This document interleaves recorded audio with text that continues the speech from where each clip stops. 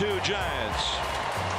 Marte goes up, and he hits that ball, and he's thinking, I've got this one. Just off the tip of his little finger on the glove. And Lamont Wade Jr. hits number 14, a 2-runner. Oh, baby.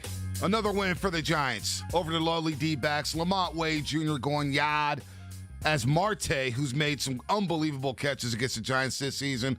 I thought he was going to come down with it, Shasky, off the glove, and it was not a party for Marte or the Diamondbacks last night. This Giants get the little mini sweep or the 2-game set where they win both of these games here and they take on the Rockies for 4. But a nice little ho-hum victory for the Giants as they go yard 4 times. Not once, not twice, not 3 times, but 4 times last night against the lowly D-backs. Yeah, you know, it's not a sweep because it's only 2 games. It's more like a dusting.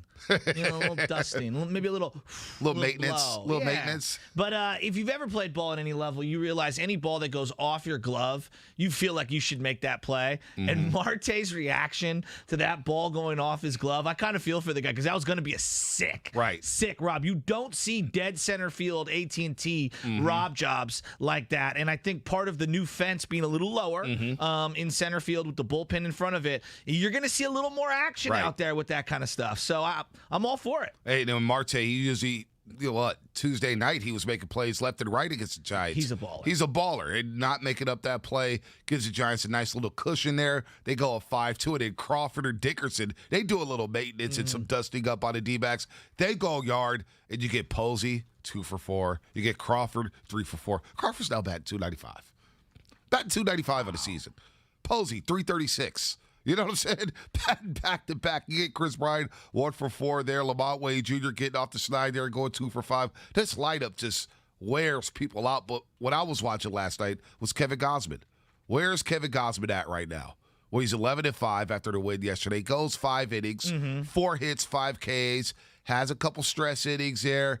He's got to find that splitter. It's still not quite there, Sasky, and I need that splitter to get there as Cueto's now on the IL. Yeah. What's up with DeSclafani? But it does feel like the Giants maybe are putting these guys on the IL to get them right for the last month of the season in September. Yeah, he seemed to have lost his command in that 4th and 5th inning, and he just couldn't get a grip on it. By the way, Buster Posey made like 3 ridiculous stops behind the plate. One of them with the bare hand on the top of the glove, like he was Omar Vizquel doing ball tricks, and then the other backhand. I mean, he was throwing some scud missiles at him at some point. But you know what? Gausman kept dealing and kept pounding the strike zone and went away from the splitter and then went back to it a little later. It's one of those days where I thought he was on early, lost it a little. It could have went awry. And then, honestly, defensively, the reason why they scored any runs is because they kind of threw the ball around. Right. 2 errors in 1 inning. How many times have they had 2 errors in 1 inning all year? Hasn't happened much. How about 2 errors in a game? Hasn't happened much all season, man. It So, hasn't. They played really clean defense this year. Exactly. Really shocking there. But look, you get through it here.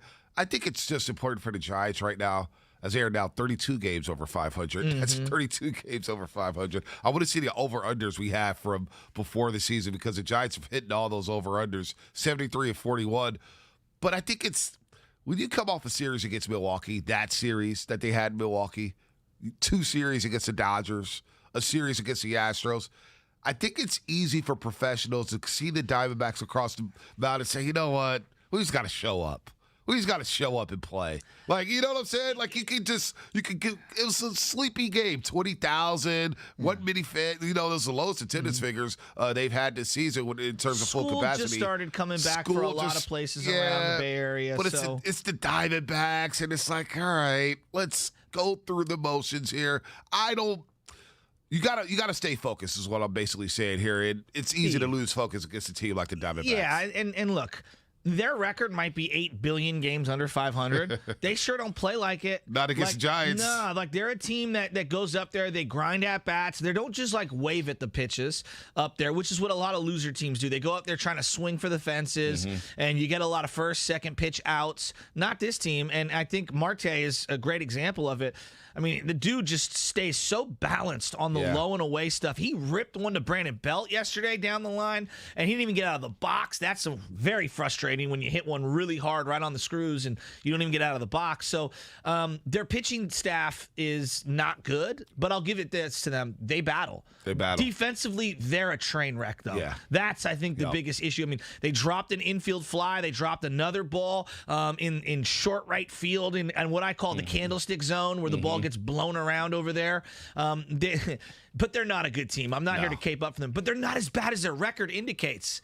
They really aren't. I think their bullpen is, but I don't think the body of their lineup is. I think their lineup actually grinds. No doubt about it. Good morning to all the roasters on YouTube. Good morning to all the roasters on Twitch. Subscribe on YouTube. Hit that like button for us, baby. We're almost at 1.5. Yeah. Almost at 1.5. We got to get to 2,000 by the end of the month. Matter of fact, I'm gonna set the bar higher. We need to get to 2,500 by the end of August. Yeah, I agree. 2,500 subscribers on YouTube by the end of August. And by the way, I got to compliment you because you've been wearing these. I'm not going to say trash, but these iron-ons have been. It's cheapened you a little bit. Cheapened me? Yeah, it's cheapened you a little bit. Wearing these iron-ons from. I'm a man of like, of the people. I know you are, man, but you've been bargain basement shopping with these generic jerseys. Today you got the Ronnie Lott special on. Yeah. Authentic stitched. Hey, this is looking good, my man. The 3 straps, the 42. I'm digging that Ronnie Lott jersey. You're looking good, man. If you're a Niner fan and you're about our age and older, you have to have a Ronnie Lott jersey in your collection, right? I need one. Right? I'm a little jealous of that Ronnie Lott jersey. Hey, and the red pops on the this red one, pops. I mean, it's popping right now. It's popping, I know. I feel it's really looking good. I'm not going to lie. When I left the house today, I was like, hat. Nah, I'm gelling the hair, and I'm coming in, and I'm just going to have a strut. I was big stepping right into the studio. You were big stepping into the studio, man. You cut me off on the Barcadero, man. Like this that? little, I did like that. I said, okay, my guy's feeling himself, and then I see you jump off the whip, and you got the Ronnie Lott on, man. That red is popping, though, man. I can't wait to see the boys on Saturday at Levi Stadium, man. That red, they need to go back to these. I want these, not the numbers on the shoulders, the numbers on the sleeve, man. Yeah. These are iconic, but something we're going to do a little bit later today, and it's pretty cool that you're wearing the Ronnie Lott jersey, is that we're going to unveil our starting secondary Yes. for the 75th anniversary Yes. team. The other day, we did tight ends. Who would start at tight end on the 49ers all-time team? Yeah, I wonder, did we end up having a winner on that for because this is 75th anniversary and we're celebrating it. Curly, did we have a winner? I mean, we can announce it a couple of times throughout the show. When we put it on the poll and we said who's the greatest 49er tight end of all time, if you were going to put that person as the starter, obviously we had Brent Jones, we had Right. George Kittle and Vernon Davis. Did we have a winner? Guys, George Kittle came in as a winner with over 55%. And what was Vernon and Brent Jones's numbers? Brent Jones came in at number 2 with 24%, and Okay. Vernon Davis at 17. Wow. Vernon Davis came in third. How many Vernon 20-year-olds? Davis won on Twitch, by the way. And we did it Vernon on Twitch Davis as won on well. Twitch? Yeah, He won on that's what Twitch? Okay. Mauser's telling me. All right. You All know, right. back in the studio. We got to get a camera on Mauser, too. Yeah, we we need do. cameras on the guys in the back over here, and do. we need cameras on the studio. We're working on our technical stuff. We're Trying to gonna get our it done. Lebretard and Stugatz on? Yeah, and I want to do kind of what those guys in Philly are doing, because I was looking at their website Oh, yeah, it's yesterday, and I pretty wrote sweet. down a lot of little notes, and so it's pretty we're sweet, really huh? going to up our game from a production value. We'll step it up. But I think the hold content Are on you- the radio is the most important. Yeah, very much true. Look, George Kittle, 55%. Starting tight end on the 49ers all-time team. Yeah. George Kittle's a special talent. Okay. Special player. But, Come on, man. Come on, already? 55%? well, there's a projection there. Boy, really? I mean, 4 years in the I'm game, not mad. Look, and he's CB, already you the can't do best this. tight. I can't. I know. You I'm can't sorry. do this. The This fans. is All a right, it's the team fans. assembled by the fans. This is. All right? This is where I may I'm want to. feeling good today. All right, Look, we're less I than am. 2 days I away know, from I this know. first game. Look, Giants are winning. They're may wanna- 14-2 against the lowly Arizona D-backs. I know. I may want to ask for a trade, though. If my teammates are going to vote like this, I may not want to be part of this team. Now, we're going to do a secondary today. That means 2 quarters and 2 safeties. Okay. 2 quarters and 2 safeties. And there's a lot of quarterbacks in the history of the 49ers. And I think a lot of people are going to start with Deion Sanders, even though he only played 1 season. Eric Davis is going to be there. I mean, there's Eric Wright.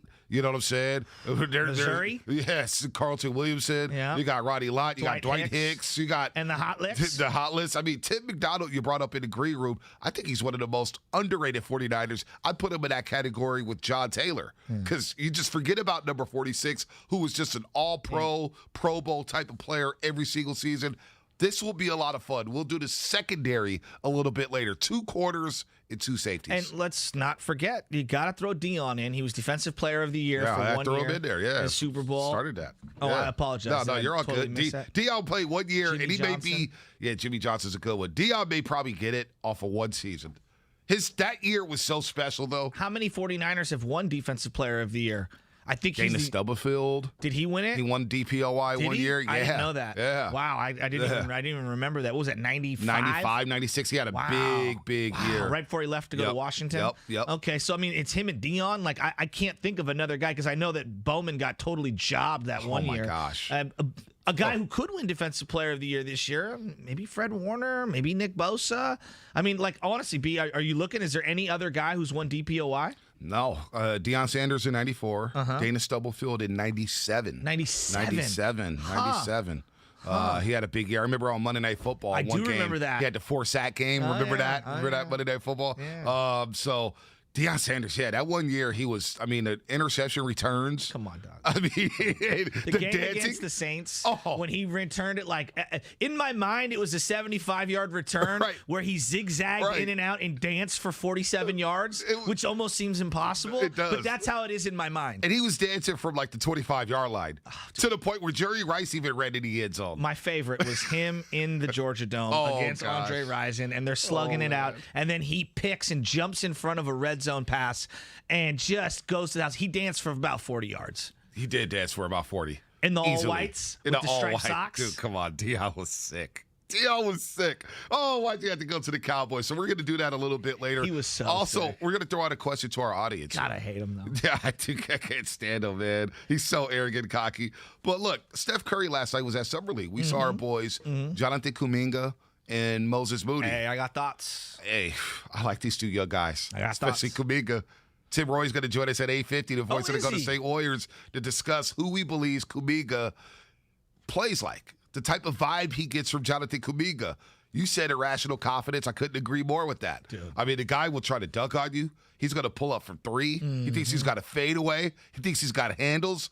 I'm not mad at Jonathan Kuminga as an 18-year-old. No. He's got a lot more confidence at 18 than I ever did. No. He's got more confidence than I ever did in my life. He is going to get to the free throw line all day in his career because he's just a bully. I mean, he is. Like, if you look at the Warriors now, if you were to describe what they are now, Draymond is what I would define as a bully type on defense, but not on offense. He doesn't bully his way to buckets or around the rim and whatnot. They're a finesse team, and I think that that's what you label a lot of quote-unquote jump shooting teams, right? Even though I would say they're more sophisticated than just being categorized as a jump shooting team. But I think, you got a bunch of skinny dudes with not a lot of backbone when it comes to the booty, and they're not going to post guys up, and they're not going to dominate on the glass. They're not going to try to yam or be athletic in the lane.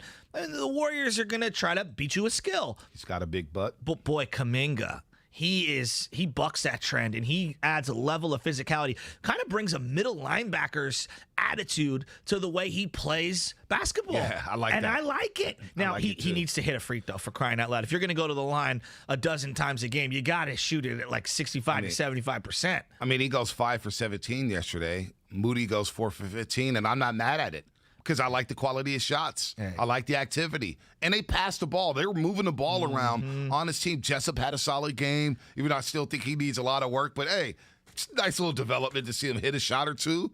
GP2. You know what Jessup did? What did he do? He was cramming before the test. I mean, he knew that test was coming, and his cut date was coming up, and he was man. out there gunning for his career. Pulled an all-nighter. Absolutely. Pulled an all-nighter. Cliff noting So we'll talk about that, and we'll discuss what Steph Curry said. Because Steph Curry said something very interesting during the broadcast. I think it was with Cassidy Hubbard of ESPN. Kolsky's friend. Yeah, that's right. She's come on the show a couple times. Right on Matt Kolsky for that one. But he basically said, Golden State is my home. Golden State is my home. This is why I signed the 4-year extension. This is my home. I want to retire here, and I think we have something good here. We got the young guys. We got Clay coming back. Draymond's still here. Iguodala's on his way back to the Bay Area. Andrew Wiggins, two-way Wiggs. He's solid. This is my home. And so Nahiga, our boss, emailed us last night. Matt Nahiga, our program director. He's always stinking. He's always sending us emails. And most of the time, we just trash the emails. Right? We're just, all right, Matt, that's enough. But this email actually got me to respond. Here's a I was picture like, wow. of me and my dog on the couch. Well, he goes, Steph Curry, I saw they said What'd he Golden say? State's my home. So it got me thinking about guys who have left the Bay that should have been lifers. Like, after last night, Matt Bum should have been one of those guys. Should have been a Giants lifer. What about Montana? Jerry? Posey Crawford have to be lifers, right? And it got me thinking, and we could throw it out to our audience here, 888-957-9570. Who are the guys that got away that should have been lifers? And who on these current teams right now, whether it's the Giants, whether it's the Niners, whether it's the Warriors, even go to Oakland with the Oakland A's, who needs to be lifers for that franchise? Like, you think about the past, right? Montana, we love Montana, but he wasn't a lifer. He wore a Kansas City Chiefs uniform. Jerry Rice, we know he wore a Seahawks uniform, a Raiders uniform, A Denver Bronco jersey. uniform. You know what I'm saying? Like, Chris Mullen was not a lifer with the Warriors. He wore a Pacers uniform. Tim Hardaway Sr. wore a Miami Heat uniform. Hey, he almost was an MVP in the Miami I know. Heat. He was close. He was close to some championships with the Miami Heat. I mean, like, who are the guys that got away? Like, Mad Bump got away. Right here, 707. Jeff Kitt should have been a Giants lifer, but he was a Met and a Cleveland Indian before he became a Giant. He made his career as a Giant. I'm with 707. He should have never left. Frank Gore, 415. Great. I don't disagree with Frank Gore. I wanted Frank Gore to be a lifer, no doubt about it. Who are some of the guys you think that should have been a lifer? That's why I'm wearing the jersey today. Ronnie Lott. Wow. I mean, look, you could say Ronnie Lott lost a step, and you're not wrong, but Ronnie Lott deserved to be a lifer for what he did to this organization. He's the only guy in the history of the NFL to make the Pro Bowl at all 4 positions, right and left corner, free and strong safety. Wow. Rod Woodson, I believe, said he did it at 3. Right. He claims he did it at 4, but I don't know. There's a lot of arguing there. Ronnie and him go back and forth on that. But Ronnie did it at every single position in the secondary. Was one of the great. First off, leads the 49ers all time in interceptions, and was one of the hardest hitting players the game's ever seen. Ronnie Lott's one of the baddest dudes on the planet. Wow. Ronnie Lott is a great call. Became a Raider. A Jet. And a New York Jet. What about Roger Craig? Became a Raider and a Viking. Well, the Roger Craig one is complicated. And, yeah, I wanted him to end up staying with the 49ers. But, man, they had Ricky Waters in the fold coming in. I know. I mean, I can understand where they were going. And running back is a little different. Even secondary, it's hard. Dude, Right. Ronnie gave him, 11, 12 years? I think he left after 1990, after that loss in the NFC Championship game.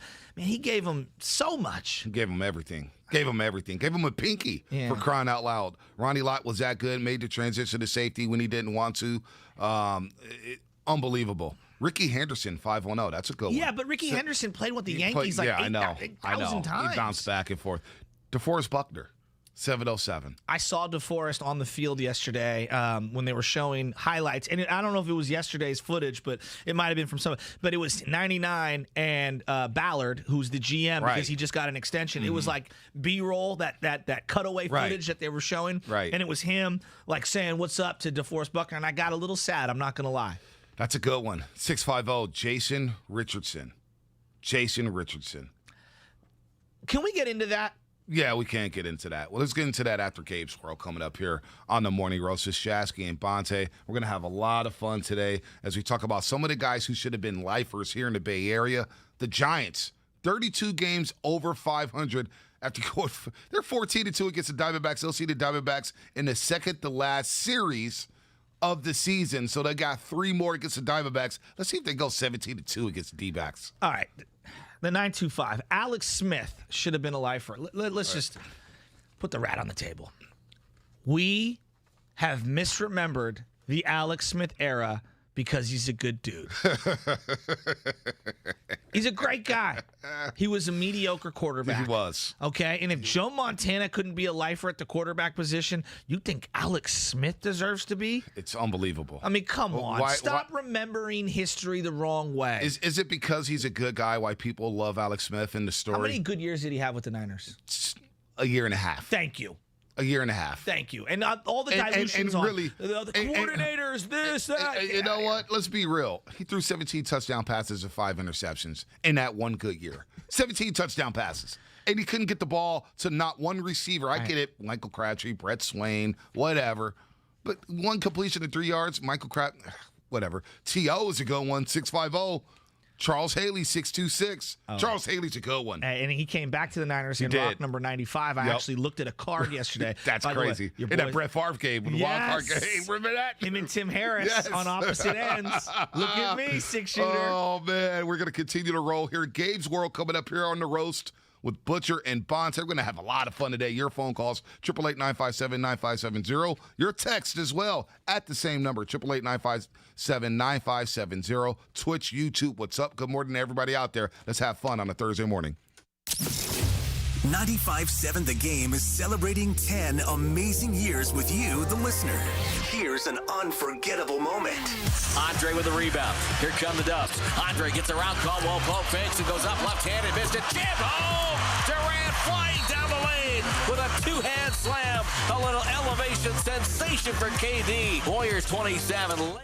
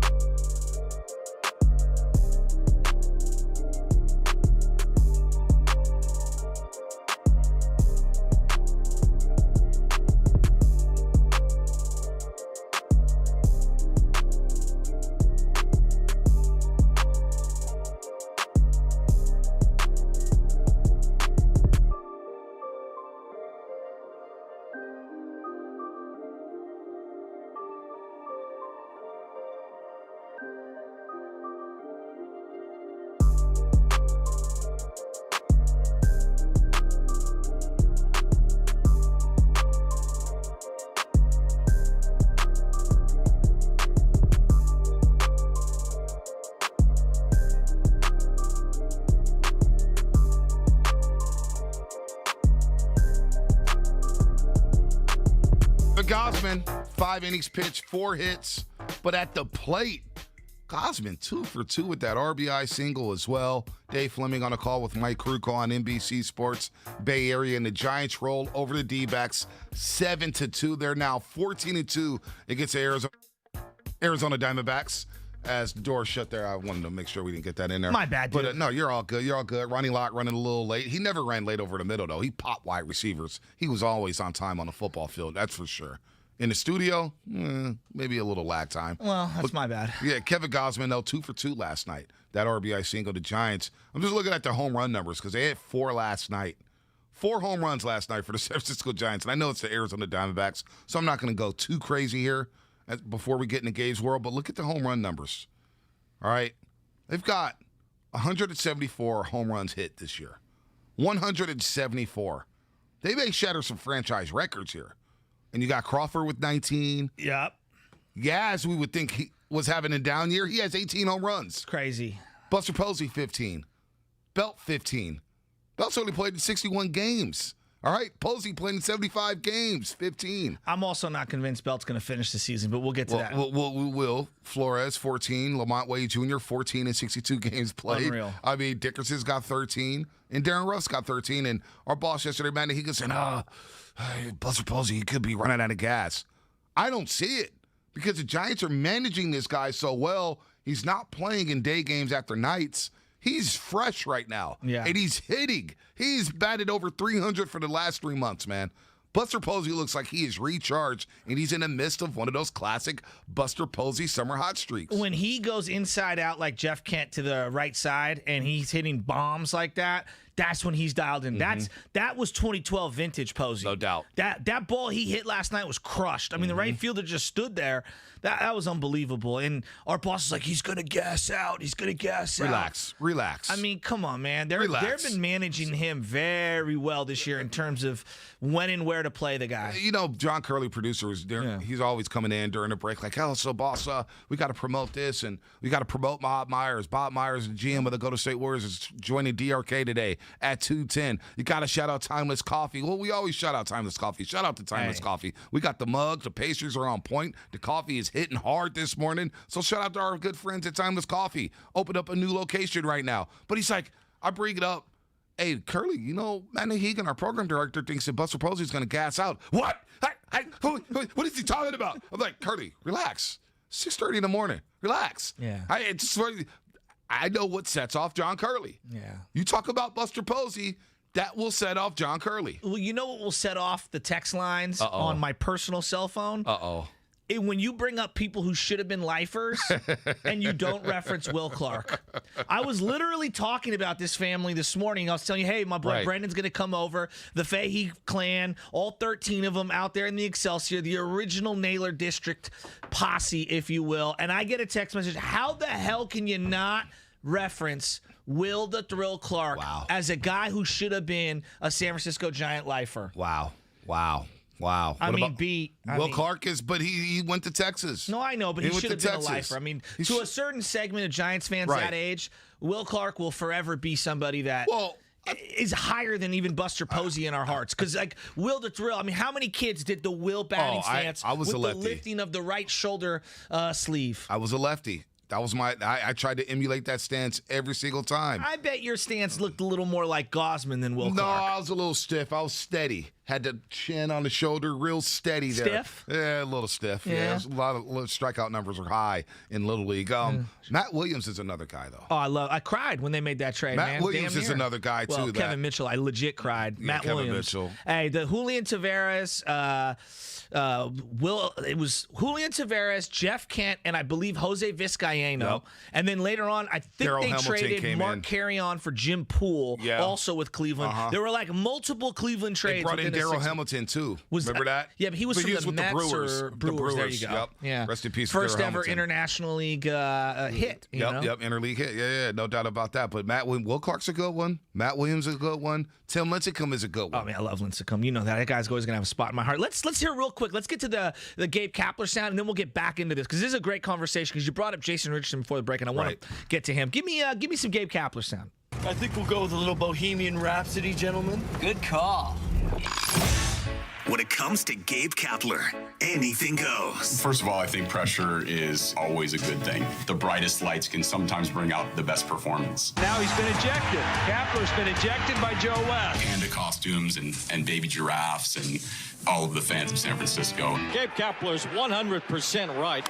Kapler launches one. Fair foul. It's gone! Gabe Kapler has won it! It's time for Gabe's World. So we get to see Madison Bumgarner in the dugout, and he gets a standing ovation on the night before. And he's a guy that I'm thinking, man, I'd love for him to have been a lifer. It just didn't work out that way. Maybe he comes back. That's what I'm hoping. But the current ace is Kevin Gausman. He's had a great year this year. And, you know, he's kind of fallen on some hard times when it comes to the productivity. And so last night, Gabe Kapler was kind of addressing some of the things outside of baseball that could have been affecting Mr. Gausman. I do, and he'll never say that, and I understand why. Pitchers like Kevin are going to be accountable every time. And I mean, I do think that that's part of this, but what I would say is a lot of travel, a lot of emotion, having a baby and being there for your family takes a lot out of you. And obviously this has been going on for weeks. When I say going on, I mean, he's been taking care of his family in some capacity or another for weeks. So I do attribute some of him not being the dominant pitcher that we've seen from him over the last calendar year or more, chalking some of that up to the family stuff. I mean, B, you just had a child about a year ago. Yep. My brother's going to have another one coming up here, and I know his life has changed dramatically. But that whole sequence leading up to childbirth, whether you had 1 or 15, like, it doesn't change. There's still a lot of emotions and anxiety and stuff and uncertainty and worry and all that stuff. I mean, you weren't pitching for the Giants worried about your career because you're on a 1-year deal, and I bet you were going through some hard times during that. There was no doubt. My mom told me once, you need to step your game up. What the hell is wrong with you? What's going on the airways here? And I'm thinking about baby Chaz. By the way, how great was she Sunday? I love your mom. Becky Putting you in check? Yeah, she checks the hell out of me. The only person who can check me outside of Anna, Becky Tyndall's probably up listening, going back to sleep right now. But look, it's tough. And when you go through that stuff, and you're like, man, when is the child going to come? How's my wife doing? How's she going? How's she handling this? And it is difficult, man. I can only imagine what he was going through. So it's nice to see him bounce back with 2 solid starts. Yes. Against Arizona, I'll take it, though. Yeah. I'll take it, though, because he needed a little confidence moving forward here. So I'll take the 5 innings yesterday. You get him out the game. He doesn't pitch over 100. He doesn't throw over 100 pitches. I will take Gausman's last 2 starts here as he tries to get back on track and find that splitter. The splitter's still missing right now, Shasky. It's still not hitting like it was in the first half of the season, but I will take the last 2 starts. Yeah, and I just think that there was a period in this game yesterday where it felt like he lost command and he was going to They had the 2 errors, and then he couldn't find a strike zone, and he skips a couple balls to Posey. Posey's so damn good. And it's not just like the defensive stops. It's he slows the game down. He kind of like throws it back to Gausman. He's looking at him, and it's the nonverbal communication of like, all right, let's take a deep breath here without even having to do a mound visit. He kind of psychologically got into Gausman's head and was like, we got this. Got him back to throwing fastballs. He gets out of the inning. You see Gausman screaming into his mitt, which I don't know about you. I love when a pitcher is cussing right into his mitt, coming off the mound after an inning. I don't know. Who was the guy? Was it Kenny Rogers? Who was like, when he was with the Detroit Tigers, remember he had that one year, he had all the sticky stuff on the ball and a hat, and he's like cursing at himself. Yeah, he was like cursing at himself. Remember that? That was like the most demonstrative I've seen a pitcher on the mound. Scherzer does that a lot, but I like when a pitcher gets a little ticked off and screams into the glove. Well, there's two thoughts on that one. So like, I want my pitcher to be like Matt Cain and be stoic and never be affected by strike zone or situation and just stay nice and calm. Other guys pitch with emotion, right? And I'm okay with that. But don't lose your emotion if you're not a guy that can play well when you're fired up and emotional, right? Because it can go in both directions on this one. But yes, normally I like the Jose Lima types. Right. I like the guys that are over the top, screaming and yelling. Like, I'm all about that life. Lima, Carlos Perez, remember him with the Expos with the blue glove? Those dudes are a little much. Of course. They were a little much, man. Jose Lima was... When he lost it, Carlos Zambrano, Like, those guys, when they lost it, they lost it. Zambrano could rake. But, like, I always thought if I was going to be a closer, I would have been more a Brian Wilson. Strike you out and then, like, scream at you. Like, after you, like, swing and miss. Like, that's who I would have been. Oh, man, that's funny. You got to overcompensate for something. Yeah, sometimes you do. Jose Lima, man. I did not think we'd get a Jose Lima drop. I loved Jose Lima. He had a moment in my heart. He had a moment with the Astros. Yes. He had a moment, no doubt about that. Vita Blue with the A's is a guy who should have been a lifer with the Oakland A's. I agree with that, but I loved when he was with the Giants because his pullover black Giants jersey might be one of the sauciest throwbacks of all of them. Chili Davis and Jack Clark? Hey, Chili Davis, there's no doubt about it. I believe Chili started with another team in the minors. I could be wrong. Maybe, and then they got might traded have traded to the for him Giants. in the minors. Right, and then Jack the Ripper obviously ended up with San Diego, kind of like how McCovey did, but McCovey ended up coming back. No doubt, no doubt. Hey, I'm going to get to your Jason Richardson thoughts in just a second here on the other side. Too long. Yeah, that's all good. We got into Gabe's world there. As the Giants beat the Diamondbacks 7-2. They'll take on the Colorado Rockies for 4 games. You want to talk about another bad baseball team. Colorado historically never been good on the road. They should beat up on the Rockies, but they got bats. Can't sleep on Blackman. Can't sleep on Story. Tapia is hitting the ball pretty good here, so it's another big start from Logan Webb. Logan Webb back on the mound for the Giants. He's put in some quality starts over the last month and a half. He'll go against Herman Marquez. Marquez not bad as well, 3.42 ERA on the season, 1.15 WHIP, so you can't sleep on this matchup tonight at Oracle Park, 6:45. We'll get into the lifers. Who should have been a lifer? And Jay Rich, I think, is one guy who should have been a lifer with the Golden State Warriors. I want to hear from Shasky about Jay Rich and much, much more from our audience here on YouTube, Twitch. Subscribe on YouTube. Hit that like button. Also, 888-957-9570. Get in on a conversation. Bay baseball right now is hot right now. A's, Giants are rolling right now. And, of course, we got Trey Lance's debut Saturday at Levi Stadium, 5:30 p.m. And this segment was presented by Golden State Lumber, open from 6 a.m. to 5 p.m. Monday through Friday, with some locations open on a Saturday. Visit GoldenStateLumber.com for more information. Afternoons with Damon, Ratto, and Kolsky from 2 to 6. The NFL.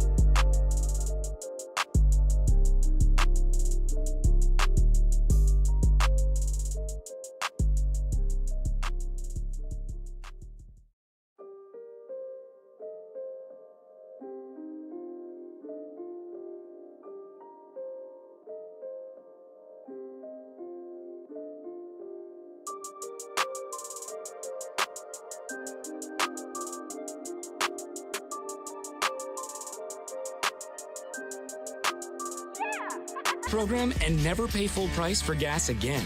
And snack up with in-store rewards to save even more at the pump. Make the most of the stop you need to make with Shell and engines that continuously use Shell V-Power Nitro Plus Premium Gasoline. See full terms and conditions at fuelrewards.com. At Charmin, we heard you shouldn't talk about going to the bathroom in public, so we decided to sing about it. I love my Charmin Super Mega Golden Rolls, yeah. Goals last long, it's TP Goals, yeah. Charmin's got 6 rolls in one, lasts forever on my buns. Only Super Mega when I'm cleaning. Charmin's got my booty believing. Charmin Super Mega Roll is 6 regular rolls in one. Enjoy the go with Charmin. What makes AutoZone America's #1 battery destination? Because they offer free battery testing and charging and reliable replacement batteries starting at just $79.99. And they've always got your battery solution. Get in the zone. AutoZone. Yeah. Come on, there it is. That's the bounce.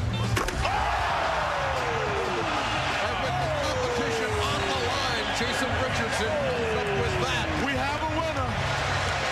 That, my friends, is how you finish a dunk contest. Now, back to the Morning Roast, presented by Timeless Coffee with Bonte and Shasky. Shout out to Timeless Coffee. Getting us through another morning here on a Thursday. Shout out to our roasters on Twitch and YouTube. They're up early, rocking with us, getting ready for Trey Lance's debut at Levi Stadium on Saturday. We had Warriors Summer League last night, Jonathan Kuminga and Moses Moody. So we'll talk to Tim Roye at 8:50 about those two youngsters looking good out there in Las Vegas. Also, Bob Myers. He'll join Damon, Rattle, and Kolsky today at 2:10 to talk about his draft and everything going on with the Golden State Warriors. And we'll get to Curry and some things there. But you just heard Jay Richardson winning the slam dunk competition. And Shasky, for a while, that's all Warrior fans had.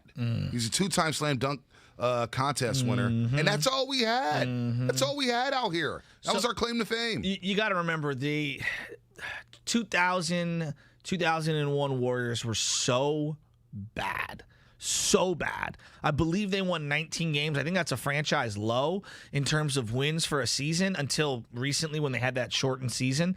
And I was really worried they were going to be worse than that year. I'm going to be honest with you. That was something I did not want that team to have associated with it. But part of what was great is that, they find Gilbert Arenas and Jason Richardson, and Gilbert Arenas ends up leaving the team after just a couple of years.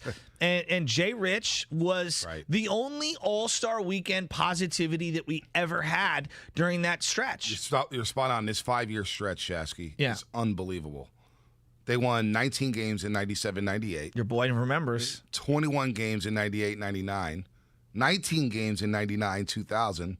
17 in 01, 00 and 01, and then 21 in 01 and 02. Think about that 5-year stretch. Yeah, I remember 19, 21, 19, 17, 21. Coinciding with immediately after Latrell Sprewell chokes out PJ Carlesimo. It was horrible. And on top of that, I'm seeing Tyrone Hill in the All-Star game for the Cleveland Cavs. Remember that. Yeah, it was just like everyone became an All-Star when they left. So it was very, very frustrating to be a Warrior fan. Donyell Marshall moves on and ends up being good somewhere else. It was tough. And then also it coincided with the Kings being really, really good and Chris Webber kind of being a centerpiece of that. Another guy that I think a lot of Warrior fans wished stuck around longer at the very least. Jay Rich was the first to proclaim he wanted to be a Warrior. When Gilbert Arenas took off for more money, which I don't blame him for, but that hurt, that stung. And then to have Jason Richardson, remember he threw the ball off of Boozer's head in the All-Star Rookie Challenge. He obviously won the 2 dunk contests. That was all we could hang our hat on. No doubt. And when he ended up getting traded, after when we finally swung a big-time deal, you bring in Baron Davis for Speedy Clankston and Dale Davis. Dale Davis doesn't even report. You swing the big-time deal after the Malice of the Palace for Steven Jackson and Al Harrington. The documentary is out on Netflix. I need to watch that. It's on my docket. My brother watched it. He said it's fantastic and sad. Jay Rich was all we had, and he's a guy who broke his wrist the year Monte Ellis ended up ascending with that We Believe team and came back for the playoffs, but he wasn't 100% healthy, so it was a lot of stuff going on. They were trying to balance the books. John Curley's telling me, hey, they had a Kevin Garnett trade in the works.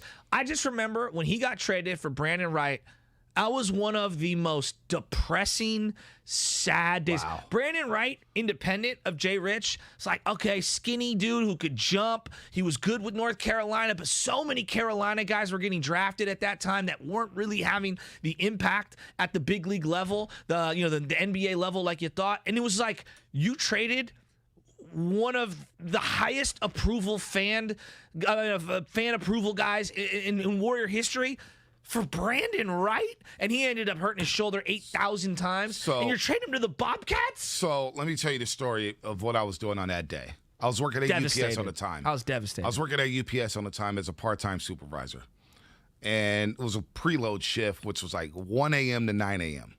So I went over to my guy Igor Spivak's house. Big Dog City's over there. My guy Dwayne Bell's over there. I'm like, Igor, I'm going to the room. I'm going to the room. I'm going to knock out for a minute. There's a bunch of us over there. Wake me up. Wake me up when, and no, don't read that text. I know you saw that. Wake me up when the Warriors draft, when they're on the clock for number 16.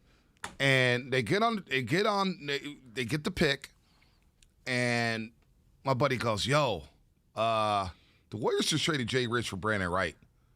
I wake up, I'm like, what? They just traded Jason Richardson for Brandon Wright. I said, we are screwed. But there was a couple explicits in that. Oh. And I went right back to sleep because I couldn't, like, it was just typical Warriors at that point where you catch some momentum. You catch a lot of momentum. You're coming off a playoff run. They hadn't even been together for 3 months. No. Jay Rich, Stack Jack, Al Harrington, Matt Barnes, Baron Davis, of course, Monte Ellis. And I get it. They were trying to free up money for KG, for Kevin Garnett. But it was like, this guy is your most loyal warrior after losing Gilbert Arenas, after the Troy Murphy and Dunleavy trade, after everything that went down there. That was devastating. That one, I was just like, they're not recovering from this. And I know they won 48 games the next season. They were the one team in the Western Conference to win 48 games and not make the playoffs, which is a record for most wins, not making players. Yeah, exactly. They lost to Denver late in the season, the party in Phoenix. He was partying with his friend. Who was it? Kate Hudson? Was that who it was? It was bad. It was bad. He was hungover. They got blown out in Phoenix. But Jay Rich, it was just like, oh, you traded for, and then for Brandon Wright, who at the time I was watching a lot of college basketball. North Carolina had played Georgetown in the Elite Eight that season. In the Elite Eight. Roy Hibbert, Jeff Green, and they punked Brandon Wright. He had no moves. He couldn't do anything. He was really couldn't do anything. No moves, no hook shots, no nothing. Just could jump. And I was like, you traded for this guy? For that guy? That one hurt me. That was one of the more devastating trades in Bay Area history for me personally. No because doubt. of what Jay Rich did in the community. Always played at the SF Pro-Am. Him and Arenas put on a show one day at Keys Art Pavilion. Put on a show. And he got better every single year. This is a guy who couldn't dribble, couldn't shoot. All he was a 2-foot dunker. And then eventually developed a little bit of dribbling. Started knocking down threes. I mean, really he was a little ahead of his time in terms of being able to stretch the floor. I think he would have been better in this era because of the athleticism. I thought he was going to go down as the greatest shooting guard in Warrior history. Because, you got to also remember, the Sprewell thing had left such a sour taste in everyone's mouth. Yes. They were dying for a perimeter player to be that dude. And Jay Rich was everything that Sprewell didn't want to be for the Warriors. That's what Jay Rich wanted to be. You know what I mean? And, I think he was one of those guys. He brought that Michigan attitude that we talk about, because he was part of the Flintstones, and so many people, the Flint, Michigan dudes. There were so many, Mateen Cleaves, Mo Peterson, all those guys that were so good for Michigan Charlie State. Bell. Yeah, absolutely. And I don't know. I always loved Jay Rich, and him getting traded. It was one of the most devastating trades ever. And then immediately after that season, Baron Davis opts out, and the Warriors are just screwed. They're screwed. The irony is, all of those things happening ended up them going and getting Steph Curry. No doubt. It ended up working out. No doubt. 888-957. Broke my heart, though. 9570. Who's the one lifer that got away? Who's the guy who got away that should have been a lifer? 510. Reggie Jackson should have been a lifer. And the reason why we're discussing this is because Steph Curry sat down with Cassidy Hubbard of ESPN during the Warriors Summer League game last night against Toronto, where the Warriors won that game against the Toronto Raptors, and Scotty Barnes, the number 4 overall pick. Steph Curry discussed what went into his contract extension. I mean, a lot. Obviously, I've been there my entire career, and we've had some amazing, successes as a team, and to have the opportunity to secure in the next 5 years and understand what we're trying to rebuild and balance that win now mentality with developing some of the young guys who are here and just what that pursuit means. I'm all for it, and that's my home, and I'm excited to take on that challenge with my guys for the next 5 years. And so, Steph Curry, going to be a lifer. Klay Thompson, hopefully, is a lifer. 5-0, Shea Leckler, Sebastian Janikowski. That's a good one. Shea Leckler went on to Houston. He went on to Houston. Where did Seabass go later on? He went Seattle. Seattle, that's right. He was a Seahawk. That's right. Seabass should have been a Raider lifer. Wow, he was in Seattle. Bumgarner. A lot of Bumgarners. Frank Gores. I got one for my brother. Uh-oh. And this is Deli Boy? Yeah, Deli Boy. He's out there at the airport right now. What about this one? We're going a little off the cuff here. What about Bret Hart leading the WWF or the WCW? It just never fit right. Bret the Hitman Hart should have never left the WWF. Ooh. That was out there. No, you know what though? I felt like that when Hogan went to WCW. When Razor Ramon went to WCW. But when Hogan left, when he was Hulkamania, it didn't work. But then when he turned into NWO Hollywood Hogan, it worked perfectly. But what about because that's like Sting coming to the WWF. But Ric Flair going to WWF never sit right with me. No, I feel you. He was a WCW guy. He was a WCW guy. Him and Sting, I consider WW. Lex Luger, some of it. So all that whole mashing up, that's Bret Hart. And he got the screw job, the Montreal screw job. Where he went to WCW. He never got over on the WCW fans. I don't think they ever really, picked him up. I don't even remember him in a WCW. He was weak. It wasn't the same. He was in the twilights. It was equivalent, like the 415's text in here, of Emmitt Smith being an Arizona Cardinal. That is a good one. Emmitt Smith being a Cardinal, Boomer Esiason moving on from the Bengals to be an Arizona Cardinal and a New York Jet. Yeah, there is a lot of one. A lifer who got away. Well, Robert Parrish. no doubt. Here's the thing about Steph, though, and as we kind of kick this around, in an era where the entire league of NBA players is looking to team up and leave and has no allegiance to anyone or no appreciation for the most. I mean, I'm generalizing here, and maybe it's not fair because it's just a select few at the very, very, very top. But it feels like it's the AAU style, I can win over here. I'm going to go team up with this guy. I'm gonna go over there. I don't really care about the friendships I have in the organization or ownership or the GM. Right. They owe me. I don't owe them anything. And it is nice to see a balance between the Warriors and Steph Curry. I find it to be quite refreshing. Not only does he want to be a Warrior for life, and not only does the organization want him to be a Warrior for life, but it feels like they're on the same page. No doubt. And I think you and I have spent a long time what does Steph want? Does he want to win? Does he want to do this? Does he want to... It just feels like to me in an era of so much unreasonableness across the country, Steph Curry's the last sane individual who realizes, I got it pretty good. And he has been able to check off all the professionalism, accolades, and individual and team ones that you could ever want. And then the QOL, the quality of life. Right, he realizes how great his life is. No, his life is awesome. I mean, his life could be awesome anywhere when you got that much money and you got that much going on for you in Stephen Curry. But I think the challenge, because I do think Steph Curry loves being challenged, the challenge of now reinventing this Warriors team. How can they reinvent themselves and win a championship again? And Agreed. I think that challenge, because if the Warriors happen to win a championship again, we'll all remember the first one. The first one since 1975 is special in our hearts. The one before KD arrived, right? We all love that championship. But that next one, if he wins it with an aging Draymond and an aging Klay Thompson and these youngsters in Wiseman, Kuminga, Moody, Jordan Poole, and of course two-way Wiggs, this one, I think a lot of people may hold the next championship in higher regard than the one they won since in 2014-15 when they won it for the first time in 75.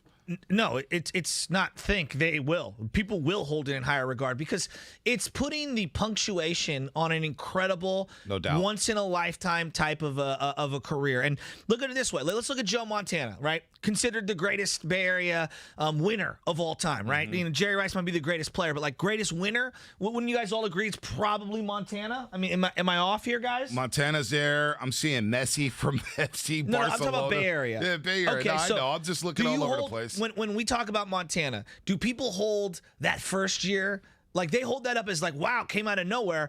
But the highest of highs is him getting back there after back surgery, after all the elbow issues in 1988 and in January 89, and winning that Super Bowl against the Cincinnati Bengals. Like, that's the one that, like, that's the punctuation. And then he doubled down on it and John then wins Elway in 89 and gives his most comprehensive, unbelievable season possible. Like, to me, I feel like 88 and 89, that's what cemented Joe Montana's legacy. It also happened in Bill Walsh's last game. As head coach of the 49ers. So you add that and everything going around, because that year in 88, they struggled. They were 10-6. The 49ers were struggling early in the season, and they were struggling to score. You had the quarterback controversy with Steve Young and Joe Montana. They were hurting. They were hurting that year, so that was a great call there. Let's see here. And do you have to apply? So we're talking about Steph here. Yeah. Does it apply to Klay Thompson and Draymond Green? Absolutely. Or is it independent on how you view each one of those individuals?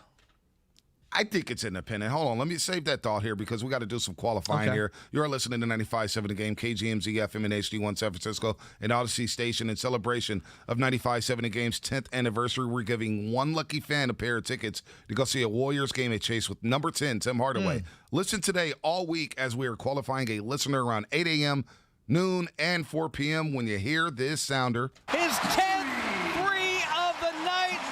Call our contest line at 844-999-GAME. That's 844-999-GAME, 4263. Only when you hear this sounder. His 10th three of the night. One qualifier will win the pair of tickets to go to a Warriors game and get to sit with Warriors legend Tim Hardaway. For contest details, go to odyssey.com/957 The Game. Now, is it independent to all these guys? Absolutely. Absolutely, because Steph is the head honcho, right? So it's like, could Steph win without KD? Can Steph win without an aging Andre Iguodala? Can Steph win with youngsters? Can Steph win with his own team? It's all these little narratives out there. So they are independent, because Klay can do no wrong. He's a sidekick, right? He's a quote-unquote sidekick, even though he's had some monster games. But for all three of them, what a championship could mean for Steph, Dre, and Klay. It could cement them as the biggest trio of stars on one team in Bay Area history. Like, you think about Joe Montana, Jerry Rice, Ronnie Lott, Dwight Clark, and all those guys winning their championships. You think about the Giants core with Tim Lincecum and Matt Cain and Bum and Posey. They win 4 championships together. You may have to put them at the top of the top as like the most successful trio of stars in Bay Area sports history. No, I think you will. I absolutely think you will. I mean, just let's forget Bay Area sports in general, because I think it's really hard to compare and contrast the NBA to the NFL. And no doubt. Right? Because if you play in the NBA, you can play for 15 years, 20 years. It's hard to be a 15-year NFL player. I mean, it's really hard. So I feel like you have a little more runway. But let's just look at the NBA for a second in recent history. The Celtics, obviously, I've told you they've won their 3 championships, and they were decent and were good for a big chunk of time. I look at the Lakers in the 80s, winning early in the 80s and then late in the 80s, 87, 88, back-to-back. The 87-88 punctuates all the stuff that they did beforehand. No doubt. Right? The three-peat by Michael Jordan after a little time off, after the other three-peat, punctuates everything that they did prior. The San Antonio Spurs winning that last one against the Miami Heat, the way that they did, punctuated everything that happened for Ginobili, Parker, and Duncan. No doubt. And so, I really think if they could just get one more, it punctuates everything. No doubt about it. And you put them at high regard, you're like, wow. Because you think about the Showtime Lakers, like, the first 2 championships, they were without James Worthy. I mean, come on. Then you bring in James Worthy. But Kareem was at his height. Kareem was at his height. And so as he started to dip, then you had Worthy and Magic kind of go up. Magic became a scorer. All of a sudden, he started upping his scoring increase. So it's a lot of fun here. Let's go to Derek in San Jose. Derek in San Jose, who's the one that got away? Who should have been a lifer on their teams here in the Bay Area? Well, I'm green and gold, so I'm dead and cold. Tim Hudson, baby. Did it tick you off to see him win a championship? Did it see? Yeah, but he was awesome. He was awesome. Nobody could hit Tim Hudson. Yeah. Did it tick you off to see him win a championship as a Giant, or were you happy for him to see him win a World Series as a Giant? Nah, I didn't like that. I love your honesty. I love your honesty. Thanks for the phone call there. Don't forget to download the Odyssey app. Discover hundreds of new exclusive music stations available right now for sports and music fans, by sports and music fans. Check out Tailgate Crackers. Crack a cold one and get a game day ready with iTunes from all your country faves. The new Odyssey exclusive stations on the Odyssey app. Brought to you in part by Macy's, Geico, and Coke Zero Sugar. Yeah, so that Odyssey app, I mean, everybody's got the different ways that they stream music and stream different things that they love, podcasts and whatnot. It's free. The Odyssey app is literally free. Throw it on your phone, all right? You can obviously listen to 95.7 The Game at any time. You can go back 24 hours. You and I do a football-only podcast that is playing on a loop, San Francisco Training Camp Live that you can do. And they've got all music, all the different stations that we have here at Odyssey. I mean, any kind of genre that you can think of. They got playlists. They got everything you need. It's literally free. If you don't have this on your phone, you don't have this on all your different devices at home, what are you doing? AUDACY, Odyssey. Download that sucker. Let me ask you this because we always get irate about Joe Montana, Jerry Rice, Ronnie Lott as not being lifers for the 49ers. Yeah. But I don't feel the same energy about Chris Mullin and Tim Hardaway. I feel it more so for Mitch Richmond because he got traded so early and Run TMC only lasted for 2 years. But I don't sense the same energy for Chris Mullin. Is it because Chris Mullin has come back and been the GM for the Golden State Warriors and now you see him on TV? Because that you got to think, man, when he got traded to Indiana and I know the Warriors were down and out, that was devastating. No, and it doesn't get – is it because they didn't win championships? No, it's because they were so down and out and that no one my interpretation of it was, I mean, of course Mullen deserves to be able to go and get that championship. Because, look, this is a two-time gold medalist who was an all-star for years and years and years and didn't have an opportunity to play in a finals. Like, he deserved that opportunity on that stage. And you could see that, the sand was coming out of the hourglass a little. And I wanted him to have that moment. So, no, I never had an issue with Mullen. Hardaway? No issue with Hardaway. That was one of the worst trades in Warrior history. Right. I mean, the Ronnie Cycli deal for him was laughable. Laughable. DJ Ronnie Cycli, are you kidding me? Well, didn't he get traded for not only... And Mookie Blaylock? I thought Bimbo Coles was Maybe it was Bimbo deal. Coles, not Mookie Blaylock. Whoever it was, There was a lot of bad trades. It was really bad. Really bad. But my point being is that, Hardaway was a horrific trade. I loved the killer crossover. He was traded for... Tim Hardaway, along with Chris Gatling, was traded for Kevin Willis and Bimbo Coles. Well, there you go. I thought it was Cycli because I remember Cycli played for the Heat for so long. He Point came being over. is look, I was pissed off at the Hardaway trade. That's one of the worst trades ever. He was depressed value at the time because he had come off the knee injury. He ends up being damn near MVP of the league multiple years with the Miami Heat. Those were his best years with the Miami Heat. He was fourth in the MVP voting. And was an All-NBA first-team member. Was that 96? With the Miami Heat in 97. 97. They won a franchise record 61 games. Let's go to Sean in Oakland. Sean in Oakland, who should have been a lifer out here in the Bay Area. What's up, Sean? Yeah, thanks for having me on. Yeah, I mean, we finally got the coveted big man that we wanted in the 1993 draft, selected Chris Webber. He balls out his first year here with a staff that was injured. I mean, Hardaway wasn't on that squad because he was hurt, but with Sprewell, Mullen, and Weber, they go to the playoffs. Yeah, they get smashed by Phoenix. But, I mean, he had a great career ahead of him, and Nelson just tricked that off with whatever he did mentally with Weber's mind, and then they got traded. But Weber goes on, Hall of Famer, All-Star, 15, 17-year career. I just think he got away way too soon. 1 year with Weber was not enough. No, I'm 100% with you. I'm with it. It was devastating because the Warriors started 7-1 that season, and Weber wanted to play the 4. It was just a mess. The whole situation was a mess. There's no doubt, and they gave him some ridiculous contract that he could opt out at after like a year. I remember the contract: 15 years, $71 million with an opt out after his rookie season. Yeah, and it was just everything was all screwy. He wanted to play him. Nelson wanted to play him at the 5. He never wanted to play the 5. It was a complete nightmare. And okay, now I'm going off the top of my dome. Tom Gugliotta, I believe, was the player that we received back, and then Gugliotta got flipped for Donyell Marshall. I mean, it was a string of horrific moves after horrific moves. Nothing worked. Well, the fact that they traded all those draft picks too for Chris Webber after selecting Penny Hardaway. Hey, but that was the right move, though. It was the right move. I mean, Penny was sick, the right move. but Webber was that much better. It was the right move. It was definitely the right move, man. So I'm just looking at this stuff, man. First sophomore to become the number 1 overall pick. I don't even want to go down and revisit this history. This is terrible. But that Webber should have been a long time Golden State Warrior to grow with Sprewell, to grow with Chris Mullin, to grow with Tim Hardaway, and then Billy Owens. I will go to my grave. A lot of people say Mitch Richmond for Billy Owens was a bad deal. I get it. But talking to Chris Webber Chris Mullin all the time and watching Billy Owens was like 16, 7, and 6. He was a point forward who could do a little bit of everything there. I thought he was the right fit with that team. 6'8", could get to the rack, could shoot. Nobody's going to agree with me on that one. Nobody will. You've got a losing hand, my friend. I'm telling you, Billy Owens was really good the year they made the playoffs. Mitch Richmond's a Hall of Famer. I'm not here to say that Billy Owens had Hall of Fame talent. He had Hall of Fame talent. You know what Billy Owens' problem was? He didn't work hard. Well, that's he had a Hall of Fame talent, though. But he had natural. This dude was a 4-time All-State dude. He was a Hall of Fame talent, man. I'm telling you. One of the great shooting guards Billy of all Owens time. is good, man. All right, what's coming up on the game? Brought to you by Stanford Healthcare.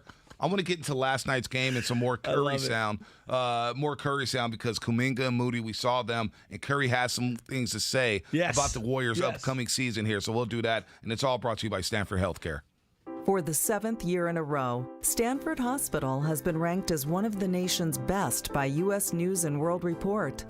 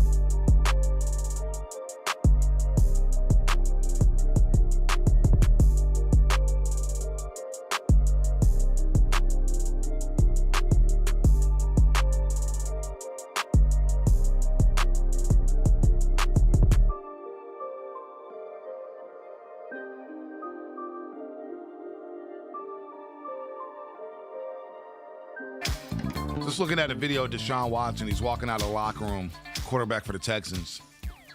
And he tells the beat writers over there, why are you always filming me every day? It's the same bleep. It's the same bleep. I had no idea that Watson. These allegations are serious. This is a guy who I thought was a stand-up guy. Watching him at Clemson, the way he treated people in the community. Boy, oh boy. Boy, oh boy, let's see how this plays out for the Houston Texans with Deshaun Watson. But I want to get back into the Warriors here. We're going to talk to Tim Roye at 8:50 about the Summer League games, and then Bob Myers will join DRK at 2:10 as this segment is presented by Golden State. Open from 6 a.m. to 5 p.m. Monday through Friday, with some locations open on a Saturday. Visit GoldenStateLumber.com for more information. Kuminga Moody. Deshaun Watson for just 1 second.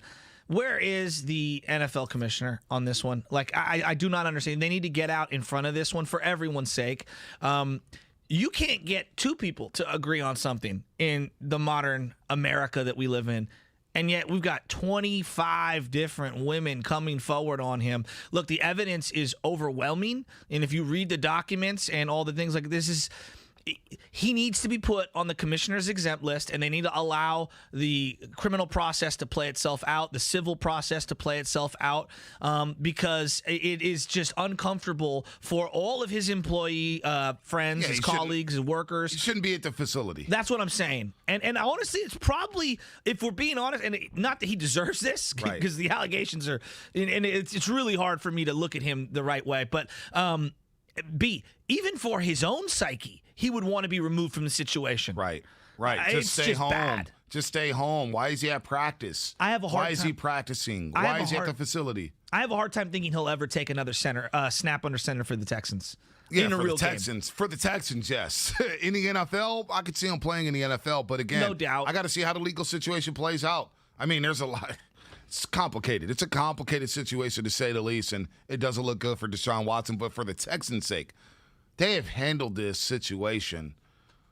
I mean, they've botched the whole situation. The whole situation, they've botched it. With him coming to practice, with him wearing the number 4, with him being on the depth chart, the trade process of him saying, I want to be traded. Mm-hmm. Now it makes you think, did he want to be traded because of these allegations? Mm-hmm. What was going on there? Like, the entire situation, all offseason, the Texans look like an incompetent franchise right now. What they need, and I'm being real when I say this, because we don't talk about the NFL this way, they need to be completely rebranded. Like, I would literally start from scratch with that entire organization, change the name, change the colors, the uniforms, everything. Go back to the Oilers? And just start from scratch. I would just start from scratch. Or something different, something totally different. Like, it doesn't work. Does anyone know a Texans fan? No. I mean, like, they have no draft picks. Their only great star quarterback pick that they've had throughout the 20 years that they've been in organization is in the worst legal trouble a star quarterback can be in. I mean, this is way worse than even what Michael Vick did. No doubt. And Michael Vick did some horrible things. Yeah. Horrible things, right? Way worse than that. And just all their best players leave. Like, oh man, they get traded. They leave. They don't. It's a mess. This is all time bad. This is bad. He should not be at practice. Like, why even have him just deactivate him? Say, stay away until the NFL figures this out. And the reason why you should care about what's going on in Houston if you're a 49er fan is because they're a team that needed if Deshaun gets put on this commissioner's exempt list, they're going to need a quarterback. That would be a logical trade destination for someone like Jimmy Garoppolo or even Rosen or Sudfeld, one of these guys. So since we're here on Jimmy Garoppolo, we're going to get to the Warriors in just a second, but since you bring up Jimmy Garoppolo and everybody's throwing him out there in trade talks. Okay. Trey Lance hasn't taken a snap against the ones yet. No. Against the starting defense yet. Hasn't even played a game yet. And we see Jimmy Garoppolo's record. We see what he can do when he's healthy. Why are we, as a fan base, so quick to trade Jimmy Garoppolo? And I've been guilty of this as well. Is it cool that, like, I almost think keeping him this year, I don't care if Trey starts or not. Jimmy, you're going to be the backup if Trey beats you out, and I'm not trading you in case something happens to Trey Lance. And if I need to go back to you, I'll go back to you. Like, we're so quick to trade this guy because we got to get something for him. You know what? Like, I'm kind of, like, hesitant on trading him now because everybody's so quick to just trade this guy like he's a bum. Like, I just don't. No, I see that side of it. You know what I'm saying? But can I see where I see it? Like, if I'm running the 49ers, I would have a hard time paying my backup quarterback who's not going to play $25 million. Now, some people say that money's already spent and you're already locked into it. Well, I mean, I'm just being honest. Like, if you're running a business and someone is not performing, it's tough to give them the full amount that you expected them to be getting. If he was a different position, you wouldn't just keep him just to keep him. I hear you. You would probably either restructure, cut, or trade that individual. There's no doubt about it. But you know what? If Rosen's your backup, how confident are you? I like Rosen. I like the prospects of Rosen, but I haven't seen him. Sudfeld, get Sudfeld out of here. Come on. Everyone's hyping him up, though. Sudfeld sucks. I'm trying to listen. You saw Sudfeld. Nate Sudfeld sucks.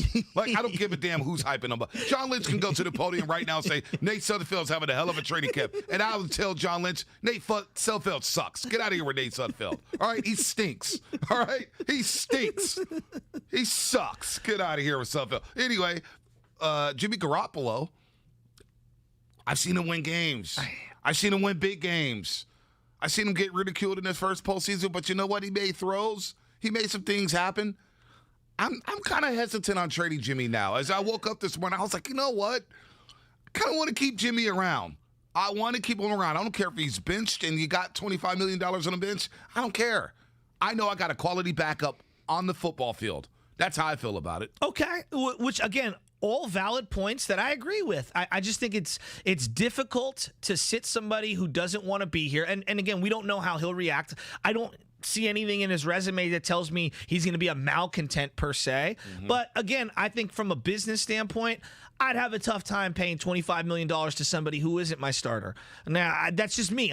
That's how I would react. And I would also say, you know, your cupboard's a little bare when it comes to draft picks because you surrendered so much for this other guy. If you can get something back, or if you can get something back that can help you immediately, like, I agree with you. Conceptually, you are better having Jimmy Garoppolo on this team than just moving him for the sake of moving him. But if you can bring something back that can help this team right now, whether that is a backup safety, a backup cornerback, combination of draft picks and a lineman or something like that, I'd listen to it. I'm not saying I would do it, but I would at least listen to it. Well, the Niners they have a second-round pick next season. They don't have a first-round pick. And then the year after, still the Dolphins pick, but they have a second and third-round pick, and then they have their full complement. So I don't think the cupboard is that bare when it comes to draft picks. You don't have a couple first-round picks, I think you can leave. I think you can live with that. You can live with that without having 2 first-round picks. The Rams have done it for years. They haven't been bad. The Rams have been contending, every single season. First-round picks ain't everything. You can whiff on the first-round pick. Heck, we've seen John Lynch and company already whiff on first-round picks. Oh, we've seen that. We've seen that story already. But you want to have a little something, especially when everyone else around on this roster is going to get paid, because Bosa is going to get paid at some point, and it's premature. But as you're looking at the salaries and how things work themselves out, you want some people that have suppressed finances so that you can have value in the margins. So I see both sides of it. Yeah. Believe me, I really do. I see both sides of it. I would not be quick to trade him with Trey. I would wait on Trey. If Trey is lighting it up in the first 6 weeks, 7 weeks, trade deadline comes around, okay, maybe. But right now, even if Jimmy gets beat out, I'm saying, you know what? I'm gonna keep you as a back. I don't care. I'm gonna keep you as a backup. So let's.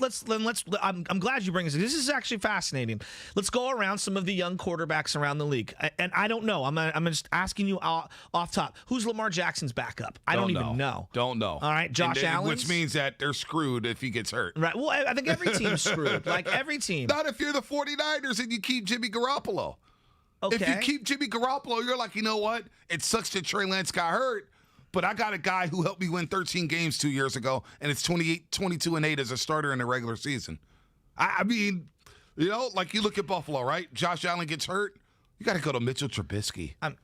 Trubisky, you got to go to Trubisky's Mitchell. not that bad, though. Stop it. Not that bad. Stop it. For that price Stop point? it. As a backup? Stop it. As a backup? Stop it. Come on. You are losing he game played after good game. in that playoff game. Stephon, what playoffs? Yeah, he Stop did. It. No, he did. That second half from him wasn't bad. He was okay. He threw the ball more than Jimmy did. Trubisky stinks, all right? And if Buffalo loses Josh Allen, Stephon Diggs is going to throw his helmet at least 5 times on the sideline. Every team in this league, if they lose their starting quarterback, you are looking at just a gigantic drop-off. Yes, that's why I think you should keep Jimmy for this year. That's fair. You're making my argument here. Like No, Lamar I'm Jackson. not, though, because they need a safety, man, bad. Well, I mean, Clinton Dix. You ain't feeling that? I referenced that yesterday. I like that move. But again, HaHa's been on 17 teams? Trace McSorley, second-year man out of Penn State. That's the backup to Lamar Jackson. Stinks. You know what I'm saying? Come on, Trace come on, man. Trace McSorley. Let's look at another young quarterback. Give me another name. But I'm just saying all the young quarterbacks have stayed healthy for the most part, outside of Burrow. We referenced Zach Wilson. Yeah. Zach Wilson, his backup, that was like who and who? Garbage. Who and who? Absolute garbage. Absolute garbage. All right, let's go to Justin Herbert with the Chargers. I don't even know who his backup is now.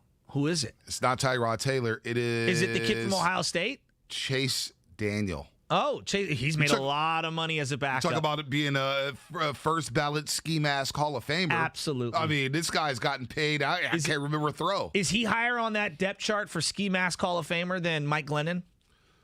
Yes. Okay. There's no doubt. No doubt. At least Mike Glennon played in a few games. So your entire argument is wrapped around, and I just want to make sure that I'm clarifying here, is wrapped around in case Trey goes down, it'd be nice to have Jimmy Garoppolo in the holster. Wouldn't you rather have that than Josh Rosen? I mean, I could say that for every position on the team, but yes, you're right. Look, I will concede that you are correct on that I actually think premise. the Niners are in a great situation here. They're in a great situation. Like to just go ahead, hey, let's trade Jimmy Garoppolo for a 3rd-round pick. Wait a minute here. This is a quarterback who's proven that when he's under center, he can help you win games. But what he's got the nice rapport. He's got the nice rapport with George Kittle. He's got a little something with Deebo Samuel. Yeah, sure. I'm sure they would rather catch passes from Trey Lance. I'm sure the vertical game will take a hit if you don't have Trey Lance at quarterback. But, man, if Jimmy Garoppolo's trotting out on the field as a backup, that's not a big drop-off. And you're still – and I guarantee you what, you will still be favored to win games. Think about ESPN right now. They have the Niners favored to win the NFC West. And we don't even know who the quarterback's going to be.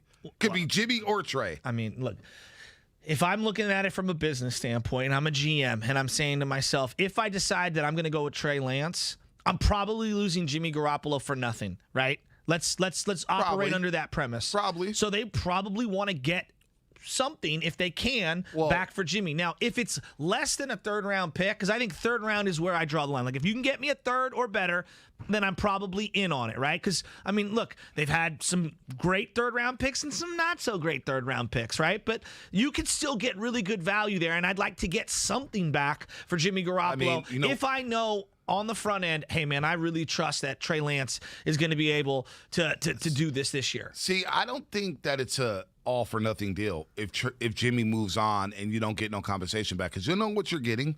You're getting cap relief.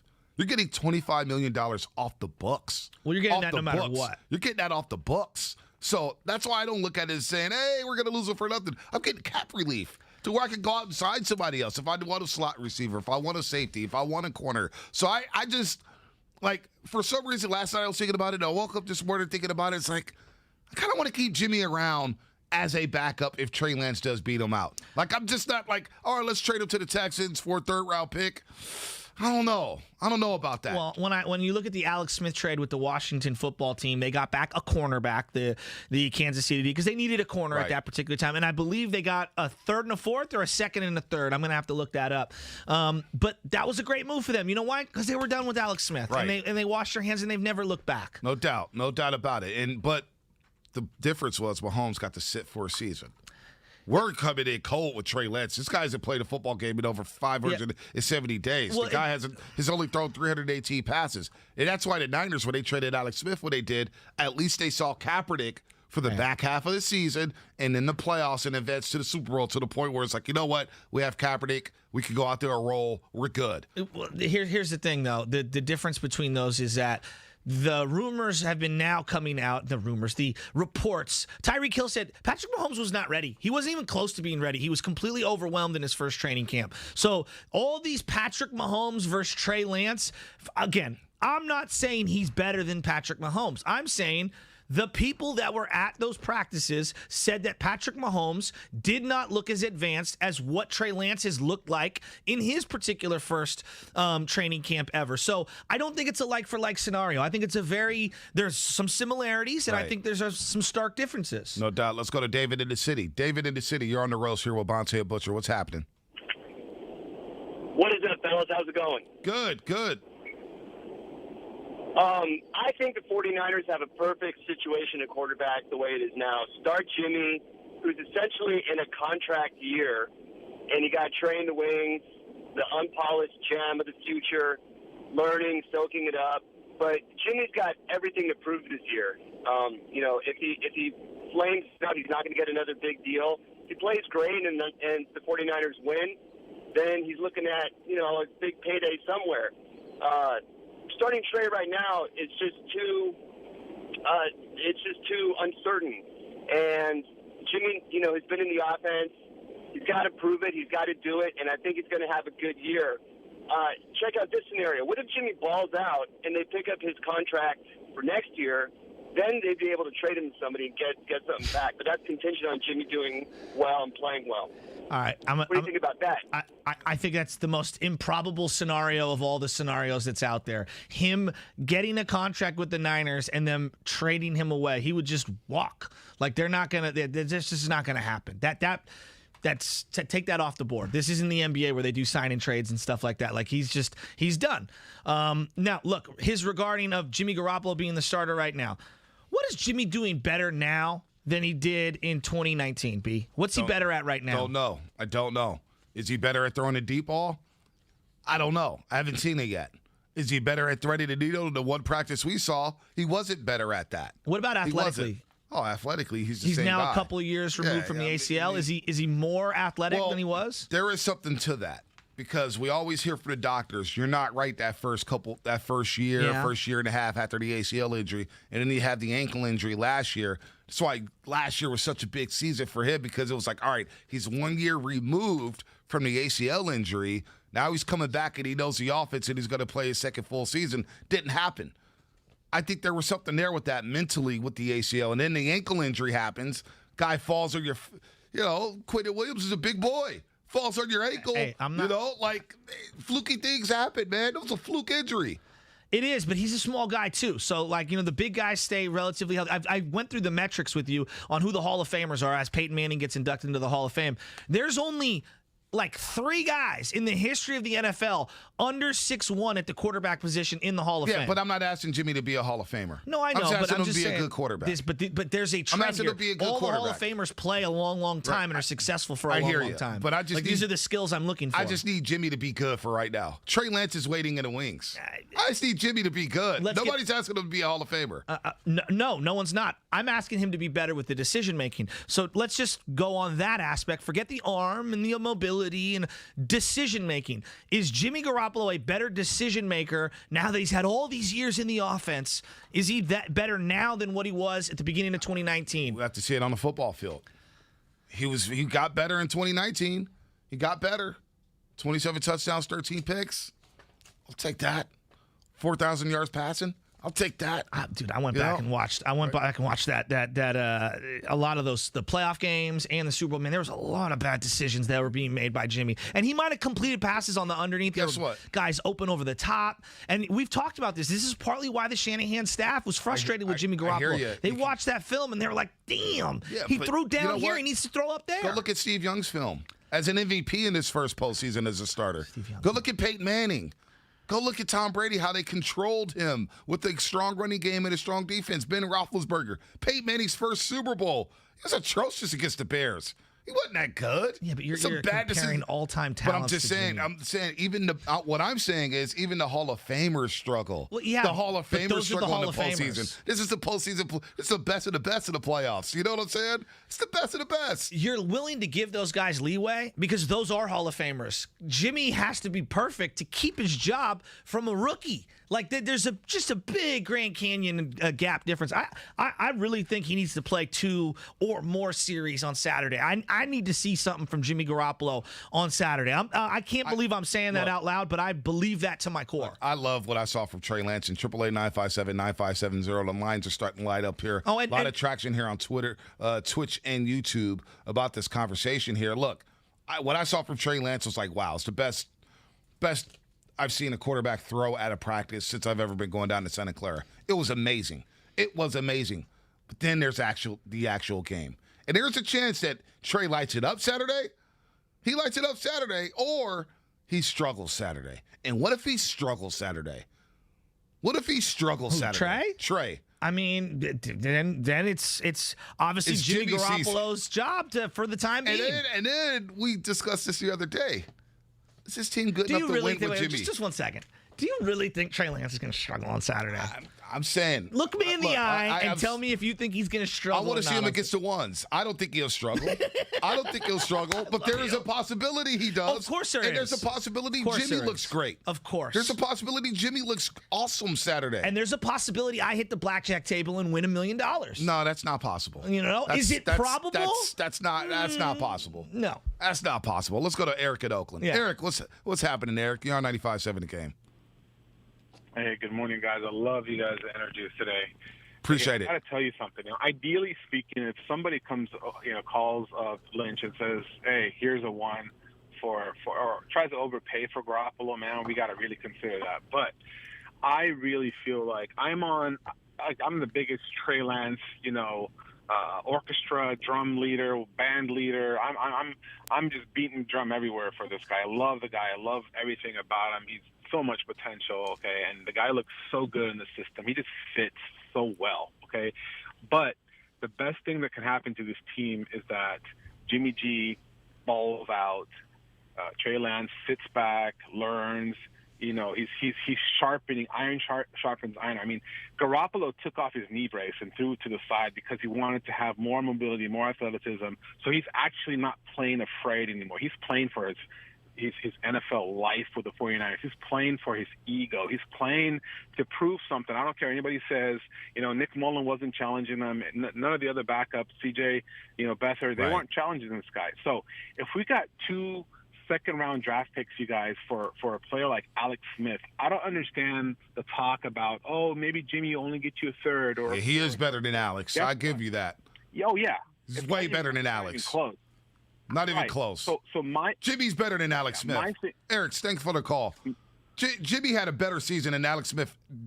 What? Jimmy's better than Alex Smith. Yeah, but I'm not sure his market is better than Alex Smith. It's not about who's the better quarterback. Look. We didn't think Alex Smith had a market. No, but just hear me out here. Think about where quarterback landscape was when Alex got traded in 2013. How many teams legitimately had invested the amount of draft capital that they've invested into the quarterback position? It has changed dramatically in just 10 years. So many teams, look around the league. There's 5 landing spots maybe for Jimmy Garoppolo right now. I mean, when I look back to when they had Kaepernick, it was Kaepernick and Russell Wilson were the young guys. And then there was Andrew Luck and RG3, and that was it. And there was a bunch of older quarterbacks or mid-tier type of quarterbacks. It was not what it is now. Look around the league right now. How many think of this year's draft, quarterbacks went 1, 2, 3. All right, Mac Jones went, 15 or whatever it was? We've seen drafts where 5 quarterbacks that go in the top 12 picks. I know, but it's year after anomalies. year after year after year now where all these teams are now investing so much draft capital into the quarterback position. I just think the way the league views quarterback is different, and I just don't think the market is as flush for Jimmy Garoppolo as it was for Alex. Not to say that he wasn't a better quarterback in 2019 than anything Alex did. I think you're right. He was better in 2019 than any individual season with Alex. Not even close. But I think the market is suppressed. It's like the housing market, right. B. No doubt. There's too much inventory and not enough buyers. There's no doubt about that. And I got to go back to 2013 and look at the quarterback landscape there. There's a lot of veterans out there, and there were some quarterbacks going, 3 in the top 12 in that draft with Mahomes, Watson, Trubisky. You think about that. Like, the quarterbacks do go high. They do go high, but I got to look at the market there for whatnot. I'm talking about the Alex trade. Kansas City had no quarterback, right? Yeah, I'm going back to the Alex trade. Yeah, the Alex trade. They had no quarterback. There were nobodies. Exactly. There were nobodies, and Andy Reid was getting there. Was Castle there before Matt Alex? Castle was there. I could be wrong. Matt Castle was there. I mean, I would have traded what they traded. And here's the irony of that trade. The Niners, and this goes back to the, if you get something back for them, they ended up turning that into like Carlos Hyde, Tank Carradine, some guard that never played for them, a tackle that never played for them. A bunch of nothing is what I'm saying. Yep. That big Alex Smith haul that the Niners got, they literally turned it into absolutely nothing. So even if you trade Jimmy, right? And I'm kind of going full circle and onto your side. Even if you trade Jimmy, you got to nail the pick to get something back in return outside of the cap relief. And if you trade Jimmy this preseason, if you trade Jimmy because you believe Trey Lance is ready, and Trey Lance by year 3 is like, damn, Trey's not getting it done. Guys is losing. Shanahan's losing his job. Lynch is losing his job. And Trey Lance is going to lose his job out here in San Francisco. Well, this is a big-time move. When you trade a quarterback away who helped you go 13-3, this just ain't, we're just talking about, hey, man, trade Jimmy to Houston for a 3rd-round pick. Oh, let's trade him to New York City for a 4th-round pick. Whoa. Let's back up the truck here. Wait a minute here. Let's think about what we're saying out here. This is a quarterback who is 22-8 in 30 starts for you. 22-8. Are we sure we just want to jettison Jimmy Garoppolo out of town for a 4th-round pick? Are you kidding me? I got to pump the brakes there. I got to pump the brakes there on that one. I'd much rather just have both of these quarterbacks here and battle it out. Let's have both of them here. Why not? It's a great situation, Shasky. It's a great situation. I just want to see them play. I can't wait to see them play. I'm totally with it. And before I forget, I want to shout out the Petaluma Little League team who's going to be playing against Hawaii. Petaluma has a long history of great baseball, no doubt. And specifically great baseball Little League teams. So shout out to 707, P-Town. You can pet a donkey, pet a llama, but you can't pet a Luma. Everybody up there, I hope that team balls out and beats Hawaii. That's so bad. Shout out to the kids at Petaluma, man. Come on. Don't beat Hawaii, man. That's so bad. Let's go to Thomas in San Francisco. Thomas, what's happening? You are 95.7 Gabe. Hey, good morning, fellas. How you doing, Bonte? I'm good, man. How you doing, Thomas? I'm doing good, man. It's been a long time. Hey, this situation is kind of complex, fellas, because on one end, you want Jimmy G, somebody that's proven that took us to the promised land before, if he can replicate what he did a couple seasons ago. It's a safe bet. Because healthy, we know what he can do. Like you just indicated, 22-8. When he's on, he's on.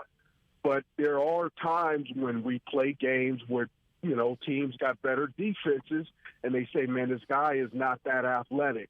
So let's blitz him. Let's shut down his passing lanes, and, let's see what he can do on his own. And then we find out as 49er fans, oh, yeah, that's right. Jimmy G is, not that mobile.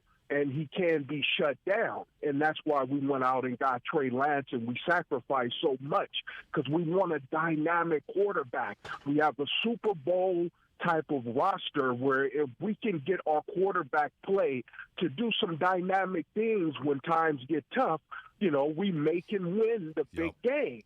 So it's kind of Let me ask you this, difficult Thomas. situation because, Let me ask you this, Thomas. Trey Lance hasn't played a lot of football. That's the truth. He hasn't played a full season since 2019 in the FCS system. I love Thomas. I saw him in practice. He can make every throw. The guy looks dynamic. He wowed me. He wowed me to the point where I would not be shocked if he started week number 1 for the San Francisco 49ers. But there's also that chance that, man, these same defenses that you're talking about can overwhelm the young man. And that's what I'm concerned about, and that's why you just brought up the fact that even the great Hall of Famers in their rookie years struggled because they were tricked. They gave them all kind of different coverages, and they did all kind of different things. And then as a youngster, you get down on yourself sometimes when you make mistakes. But when you sit on the sideline for a season or two, you see what the other starting quarterback is going through. You see how they're trying to trick him. You see the mistakes he's making, and those coordinators is in your ear and saying, you see that, youngster? You see when you get in there, you can't do that. That's why when you got it, when Mahomes, when he finally got in there, he was ready. So I know you see all the nice stuff, the dynamic stuff, but it's just, I don't know, man. Jimmy G, when he's on, man. And Hey, it's Thomas. like I'm not too quick to get rid of him. Yeah, great call, Thomas. Thanks. It's football season when Thomas comes calling around, man. Great call there. This is complicated, as this segment is presented by Golden State Lumber, open from 6 a.m. to 5 p.m. Monday through Friday, with some locations open on a Saturday. Visit GoldenStateLumber.com for more information. Jimmy Garoppolo, Trey Lance on Saturday. Let's hear from Mike McDaniel, the offensive coordinator. You love this. What do you mean I love this? You just love it. You just love it. You're just back in the Jimmy G saddle again. I love it. What are you talking about? How about back in the saddle? No, I love this. This is great. Hey, man, this is what it is. It's the full gamut of emotions. We see Trey Lance. It's like, oh, my God, let's get rid of Jimmy G tomorrow. And then you started thinking a little more sane, and you come all the way around, and you're like, I'm not so quick to move off him. Yeah. And again, I don't disagree with that. I think you make a lot of great points regarding keeping him. People have referenced it. Obviously, Tom Brady takes over for Bledsoe, and then Bledsoe ends up playing in that championship game. I know. And then, they needed him at some point. And look, even if they played Trey Lance tomorrow, I'm sure at some point he'll get the wind knocked out of him or whatever, and he'll have to come out of a game, and Garoppolo will have to go in there and hand the ball off or something. You're not wrong. I'm just saying, from a business standpoint, I would at least be open to looking into a trade. Let's hear from Mike McDaniel, the 49ers offensive coordinator, on what he wants to see from Trey Lance this Saturday. You just want to see players continue to learn from mistakes. You're finding those mistakes, and that's why we're not sweating it that much when they happen. It's more about how you respond and how you apply specific coaching, because there's a lot going on. So want to see him go out there and operate, want to see no procedural penalties, and want to see him have success and failure and learn from both. Let's hear from Mike McDaniel on Trey Lance's training camp so far. He's very, very much in a normal process from a quarterback perspective. These are invaluable reps that he's getting every day. And realistically, we don't harp too much on what happens. It's all about getting better and learning from things. So continued mistakes are worrisome. But no, there's nothing that we're really worried about, or this is kind of expected territory. I didn't think we were going to get here. We were going to talk about the Warriors 6-7, and we got the chirping about Jimmy G and Trey Lance. Anybody out there want to just trade Jimmy Garoppolo for a third-round pick right now and just get the keys to Trey Lance? We want to see Jimmy G stick around, because I think it's, even if he gets beat out, now that I'm thinking about it, and the Russell Wilson, Matt Flynn situation could happen where Trey Lance takes his job. But I'm like, you know what? Trey Lance takes his job. Hey, Jimmy, be a pro. You're making $25 million. Hold the clipboard, and in case something happens, you're going to go trotting on the football field, and it's going to be your team again. So let me ask you this. So forget the injury factor, which you keep bringing up, which is totally a real scenario that could play itself out. Wind knocked out of him. He doesn't play well. Like, there's a variety of ways that Trey could not be on the field if he ends up being named starter before we've even played a game. What if Kyle Shanahan just doesn't want him in the quarterback room? What if Kyle Shanahan doesn't want Jimmy Garoppolo anywhere near Trey Lance when they're evaluating tape? Have you thought? I'm just asking out loud. I have nothing to go on this other than that means Jimmy G's not a pro. That means Jimmy G's not a pro. That's sad if that's the case. I don't know. I don't think Jimmy. Do you think Jimmy's that guy to where you can't have him around your quarterbacks? Is he toxic? No. What I'm saying is, I do think that Kyle at times looks over to him. This is me just going off of, just seeing the relationship from afar. I do think at times he sits there with the clicker in his hand, and they're all in the corner like, what the hell were you looking at on this play? Like, I really do. I really think Kyle looks at him like, Doc, what are you seeing? Explain to me what you're seeing here. And Jimmy's just looking up at it like, I don't even know what I was seeing. What does that have to do with the quarterback room, though, if Trey Lance starts? Well, because that's the whole point of bringing a Matt Moore in, for example. Oh, he's so good in the quarterback room. Having someone like Alex Smith, you want that guy to break down film and give you the football IQ of what they're seeing so that they can give it to the young man. I'm not sure that that's a Jimmy G strong point. We say it is, but we can't apply that to every veteran quarterback. You know what, man? This ain't the Boy Scouts, all right? This ain't Capri Sun Fruit Snack League, all right? Hey, oh, my God. Let's bring in Matt Moore because he's good in the film room. Can you go out there and win a football game, son? Can you go out there and make a throw? Could you go out there and help my team win? That's what I care about. I heard the same stupid stuff when Blaine Gabbert was on the football team. Oh, Blaine Gabbert's really good in the film room, and, he's a really good practice. But he comes to practice on time. Can he win a football game on Sunday? Jimmy Garoppolo's proven more times than not he can win a football game on Sunday. Matt Moore ain't winning, football games. There's a massive drop-off. agree with you. There's a massive drop-off. I agree with you. I'm saying, what if Kyle just doesn't want him around? Well, maybe. He should have got rid of him 2 years ago. Let's go to Jonathan in San Francisco. Jonathan, what's happening, man? You're on 95.7 The Game. Hey, good morning, guys. Don't trade. All it takes is that one hit, and then we're back to square one, before. I kind of was looking back to 2006, 2008 Florida Gators. They had the two-quarterback system. They had the other guy kind of managing the games, and then when they needed the razzle-dazzle, they put in Tim Tebow, and they won 2 national championships. Are you talking about Chris Leak and Tim Tebow? Right, they could do that, I hear it. Chris Leak and Tim Tebow. That's a hell of a reference, Jonathan. Thanks for the phone call, man. Chris Leak, Tim Tebow with the Florida Gators. It worked in college, worked in the SEC. I'm not sure it's going to work in the NFL. Yeah, I think both Jimmy and Trey throw it a little bit better than Tim Tebow. And Chris Leak. Yes, and Chris Leak. And Chris Leak, man. Did the Bears end up taking Chris Leak at some point? Was he a 6th or 7th round pick? Dude, I think Leak. he was. He was a high school All-American. Like, he was legit coming out. Football. Ironically, I know. Chris Leak, he had the green eyes, helped them win the national championship. He did not. Chicago, that's great knowledge. Chicago Bears Look at preseason. Me. Look at preseason. me. Wasn't Did drafted. I blow you away right there? That does blow me away. I didn't know. Did he play in the CFL for a number of years in the Jacksonville Sharks, whatever hell league that is, the Orlando Predators. Coached at Florida. Yeah. Had the preseason with the Chicago Bears. Wow, that's great knowledge.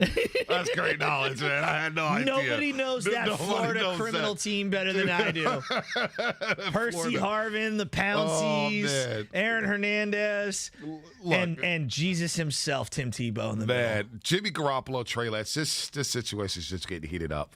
Don't let both of them ball out. What happens if both balls out Saturday? Well, I'm afraid for your health because I think you'll be escorted out of the press box if Jimmy throws a touchdown early. Let's go, Jimmy! That's right! Come on, I'm a Trey Lance guy. I'm the one who tipped you off to Trey Lance last November. But look, I just want to see them win. However, Saturday, this is what I'm hoping for to happen. You know what I want to happen Saturday? Okay, here we go. I want both of them to go 13-15, throw for 187 yards and 2 touchdowns. And then what do you do? What, the same exact stat line? Same exact stat line. Well, how many yards is Trey running for? Oh, well, that's a good point. Maybe you add 50 yards, so he's got the advantage in total yards. It'll be interesting. It'll be interesting, right? How much do the skill position guys play? That's the big question to me. Like, who is going to play on that offensive line? Who's going to play at the skill position spots?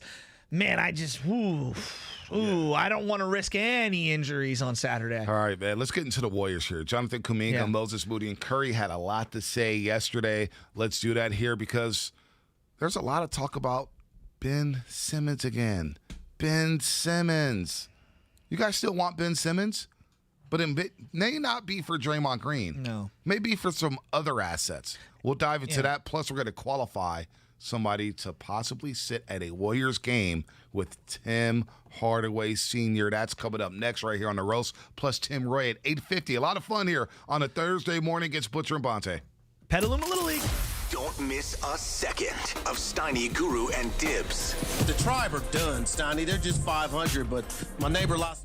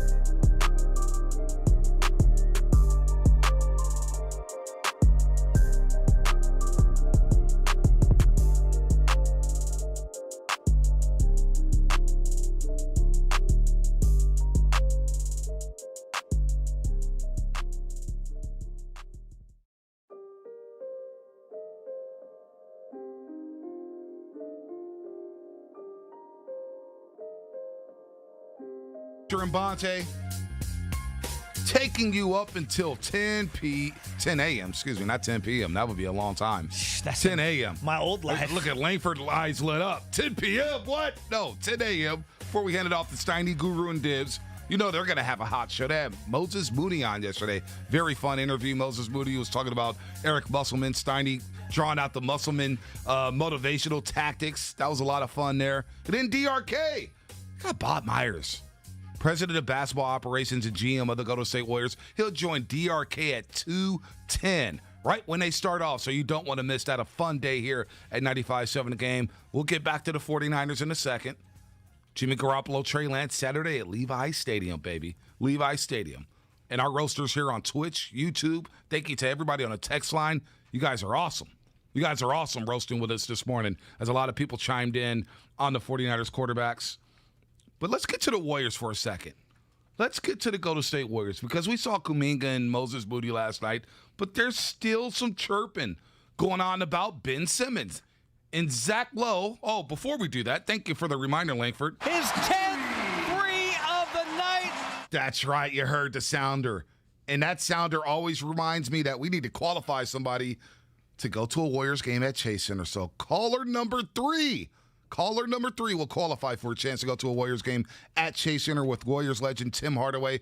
Be the third caller right now on our contest line at 844-999-GAME. That's 844-999-4263. Stay tuned for another chance to qualify each day around 8 a.m., noon, and 4 p.m. between now and Friday. We are celebrating 95.7 The Game's 10th anniversary and sending one of you to a Warriors game with number 10, Tim Hardaway. For contest details, go to odyssey.com/95.7 The Game. We're having a lot of fun here. Tim Roye at 8:50, the voice of the Golden State Warriors. He's got a very interesting comp with Jonathan Kuminga. But Shasky, will Jonathan Kuminga even be on our roster? Will even be on this roster? Why are you asking that? Because Zach Lowe, your guy from ESPN, you're a big Zach Lowe fan. Not really. He says the Warriors. Nice guy, but he says the Warriors brass is divided on Ben Simmons. Check this out. Oh, he got friends? If star players become available, the team building process didn't end at the draft. They're going to sift around those trades. And I want to hit you on Simmons, because I think the Warriors internally are divided on the potential fit of Simmons with Draymond Green. Do you agree? I've been told they are divided. And I get why, right? Like, Draymond doesn't really shoot anymore. Ben doesn't shoot. I mean, Ben doesn't even dunk in Game 7 where he's got an open dunk. But I wonder if we're all over fretting a little bit, because if you put those two with Steph, Clay, and just like pick a shooter. So you're playing Draymond at the 5 and Simmons at the level of playmaking and shooting. I don't think the Warriors will do it. I don't quite know how I feel about it, but I think I'm a little more positive about it than most people I've talked to, I think. Stephen A. Smith and Zach Lowe, they've got sources.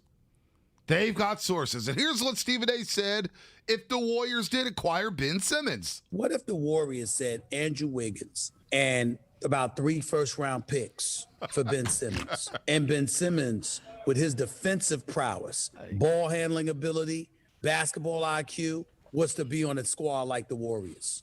And you still had those other guys. Good Lord have mercy. They can win it all. Could the Warriors win it all by trading Wiggins and 3 first-round picks, which would basically be Wiseman, Moody, and Kuminga? You're sure to be those guys? You're sure it's not future first-round picks? Because that's a big difference for me. I mean, I would think that Philadelphia will want those 3 assets, Why would Philly want James Wiseman when they have Embiid? Don't know. The same reason why they got acquired Andre Drummond. I don't know what they're doing. They just signed Andre Drummond. I know, and it makes no sense to me. And with nothing Tobias they do Harris, makes sense. yeah. It's Daryl Morey. Daryl Morey is our good friend Ricky G on Twitter. Always says the what does he call him? The tax lawyer? He calls him the tax man or the school teacher. Daryl Morey. I don't know what he's doing in Philadelphia. He signed Andre Drummond. Last year he had Dwight Howard, so I don't know why they want Wiseman. So this is an onion. This topic is an onion. Let's peel back the first layer. The first layer of Zach Lowe and Stephen A. Smith was them saying that they've heard people are conflicted on Ben Simmons, correct? Within the Warriors organization. So let's start here.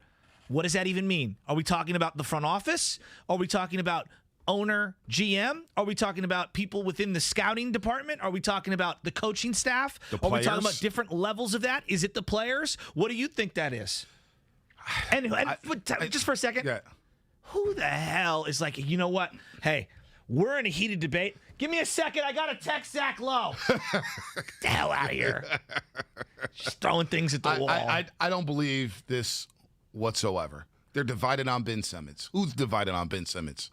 Maybe they had a conversation. It's like, oh, well, Ben Simmons will look good here. But you know what? We got Kuminga, Moody, Wiseman, Wiggins. That's a lot to give up for a guy who won't shoot in the fourth quarter. That's a lot to give up for a guy who can't make free throws. That's a lot to give up for a guy who was scared to dunk in game number 7. Now, I like Ben Simmons, but my theory is you can't have Ben Simmons and Draymond Green on the floor at the same time. It doesn't make sense to me. I'm trying to play out the situation in my head. In my head, I'm trying to play out, okay, what does it look like with Clay, Steph, Wiggins, or actually Wiggins would be gone because you trade him for Ben Simmons. So is it Iguodala? So who's played? Looney? Who's the other guy playing with Draymond and Ben Simmons? So I don't think that works. Nor do I believe this report. I don't believe it whatsoever. Okay, so you don't think that, okay, let's just, because one of the things would be something along the effect of, oh, here we go. It's, the players want it, but the front office doesn't. And I'm using front office blanket-wise. And players, I mean Steph, Clay, and Draymond, right? Do you think Steph, Clay, and Draymond want to play with Ben Simmons? I don't know. That's a great question. Because I think if they did, they would have made the move already. Agreed. Now, I don't think that they're surrendering Wiseman in any of these deals, just because I don't think the fit is there for Philadelphia. And I think that they're pretty committed to the young man. And I think that they're not going to surrender these young dudes in Kuminga and Moody. No way. If this is a deal Wiggins for Simmons and its potential future first rounders, what the hell? Yeah, I'll throw in the next 3 first-rounders and do the deal. I'm open to that. I'm open to it. I'm not going to dismiss it. I wouldn't mind having Ben Simmons here, to be totally honest with you. Look, B, the reality is, in a vacuum, I think Ben Simmons is a better basketball player than Wiseman. Now, does that fit better with this Warrior team? I don't know. I think Simmons is very depressed in terms of what his value is currently. I think he's much better than we're giving him credit for. I don't want to surrender some of the young guys that I've seen because I'm a little intrigued, and now that there's a name attached to it, I can see some of their talent. I've watched their games. I'm excited for these young guys, even though I know they're projects. I would much rather surrender because I think that these picks that you're going to give up, they're probably going to be in the 20s. Yeah, no doubt. Right? And they're so going to be low they're going to be picks. evaluated totally different than these top-end picks. They will be. But I'm more open to Wiggins for Simmons and a bunch of future draft picks than I was a week ago. I'm coming around. I'm not all the way there, but I'm coming around. Well, Millie 10 Weber's curse sounds like you're with that. With him, he split on Ben Simmons. Millie 10 Weber's curse. Split on Ben Simmons. A lot of people saying no on Ben Simmons on Twitch. Now, let me check out YouTube here. Our roasters are YouTube. Yeah, we're going back to strength of numbers. Out on Simmons if it's at the expense of losing Draymond Green. Now, I don't think Draymond Green is going anywhere. Draymond Green was standing. I don't know if people watched the Summer League game last night. He was sitting there with a gold medal, looking slim next to Bob Myers, and they were all just chilling. Steph Curry was there as well. So, I mean, this whole divide. Look, man, if someone walked by the house of the Shaskys right now, me and my wife, you might hear some yelling here and there. My wife yelling at me to do something. Oh, the Shasky house is divided over who should be doing the folding of the whites, the laundry. Well, it's like, I mean, come on. I mean, my house is always divided with That's what I'm saying. You do laundry. No, you do the laundry. Creative tension is a good thing. Hey, you got to take out the trash. No, it's your turn to take out the trash. Well, exactly. You do the dishes. Well, I did the dishes yesterday. I'll fold the colors. Right, yeah. I mean, come on. Smile, people. But see, I'm with the 301. Okay. I am with the 301 here on the text line. Can't put Simmons and Draymond on the floor at the same time. Steph and Clay would need to smash their records to score enough. And if Clay ain't 110%, it will fail. It will fail. The defense would be great. But offensively, I just don't know, Shasky. I don't know, man. I listened to Steiny yesterday make a pretty compelling argument about Ben Simmons. And I'm coming around on this thought. I think he made a lot of great points. Number one, look, is Wiggins a better isolation shooter and a guy that can give you, certain sniper aspects, with that second unit where you need to score? And yeah, absolutely. But the way the league is trending, I think it went so offensive heavy the last couple of years. I do think that the officiating is going to kind of, not all the way, but it's going to lean more in the defensive side because you're not going to be able to do those like I'm at the 3-point line, let me pump fake, lean India, where the offense has all of it. I don't think the pendulum's swinging all the way back to defense, but I kind of think that there's a happy medium where you could have Draymond and Ben Simmons on the court together. I think Dre now realizes he needs to shoot a little more. Not a lot, a little more, a couple of more shots. Shot 29% for the 3-point line last season. I mean, B, look, he wasn't great last year offensively, but I think he can give you more than that. And I'm at least evolving my thoughts to where I'm more open to it today than I was. I'm not surrendering Kuminga. I'm not surrendering Wiseman. I'm not surrendering Moody. I want to see those young guys because I'm really confident in what the staff. And why would you putting this staff together if you didn't want to develop some of these young guys? Like you would have had a different kind of a coaching staff. That's why you bring in Kenny Atkinson. That's why you bring in a guy from Toronto to develop some of these guys. But you know what, Shasky? I'm open to it, B. I am. I'm open. I'm not going to dismiss it. For Andrew Wiggins. I'm adapting. For Andrew Wiggins. How much is a drop-off between Andrew Wiggins defensively and Ben Simmons? They're different. They're different defenders. Is Ben Simmons that much more better of a defender than Andrew Wiggins on the wing? I know he's longer. And he can guard a little more in the post, and he's more explosive at the rim offensively. Look, the shooting and lack thereof and how that affects him wanting to cut to the hoop, especially late in games, that's a real thing he's going to have to overcome. But I look at what they did with Wiggins and where he was coming out of Minnesota, and I'm a little more confident in Ben Simmons being able to find himself. Look, if I would have suggested that trade to you 2 years ago, I would take it in a heartbeat. Right? In a heartbeat. So then what's the it's development of Wiggins? Is that it's the much? fit with Draymond Green and Ben Simmons. Okay. In crunch time, where defenses are going to be suffocating Steph Curry, and they're going to say, Draymond, you have to drive it to the rack. Draymond, you have to score. And I don't know if I have confidence in that right now. I don't have confidence in that right now. Ben Simmons, wait, you know what? We're going to sag off you and make you shoot in crunch time. And what's going to happen there? This guy just becomes a screener. Like, he becomes a $30 million screener for your basketball team, and a guy who can't shoot an open jumper, who is not willing to shoot an open jumper. But you're going to have to do that in crunch time because guys are going to suffocate Stephen Curry. And Klay Thompson, I don't even know what Klay Thompson I'm getting. And that's why I wouldn't make the trade, because if Klay Thompson is Klay Thompson, I think the roster you currently have right now without Ben Simmons is good enough to compete for a championship. I really believe that. I like the roster right now. I'm okay with the roster right now, and just to see what it looks like next year. But if Steph and Klay and Dre, they want Ben Simmons, then they're going to get Ben Simmons. And honestly, I understand them if they want to get him. And I actually think that high pick and roll, you keep referencing, if they double Steph Curry. And look, the high pick and roll with Ben Simmons coming downhill, dude, he is explosive. Is he going to get fouled? Of course he is. Of course he is. In the final 2 minutes, obviously you'll get the free throws and things like that. And he's going to have to hit them. Look, but I think that being around these guys and being in that situation, it's going to take a lot of pressure off him. Plus, I watched him. He's sophisticated enough to when they come to foul him, he's going to make that extra pass to a guy in the corner, Moody, Klay Thompson, whomever. They're going to get wide open looks. No one creates in the half-court setting more wide open threes in the NBA than Ben Simmons. But you want Draymond on the floor too? Then what are you going to do with Draymond on the floor then? Wouldn't you rather have Wiggins in the corner shooting wide open threes than Draymond Green? Dre's going to have to Draymond Green make shot 29% from three. 29%. B, not everyone can be a great shooter. I think this thought that I had in my head of just a couple years ago, all five guys, and again, I was listening to Steiny. But listen to this though. All five guys shooting. I think that you can still play with two defense, because you would be the best defensive team in the Western Conference. So look at me, hands down. So let me throw this at you, and we'll get to the calls here. Austin, Newman, and Mike. I'm open to it. Hang tight here. Austin, Newman, and Mike. I want to make this point real quick. You saw the Milwaukee Bucks win a championship this year. Yeah. All right. Giannis is a focal point. I think length was a part of their.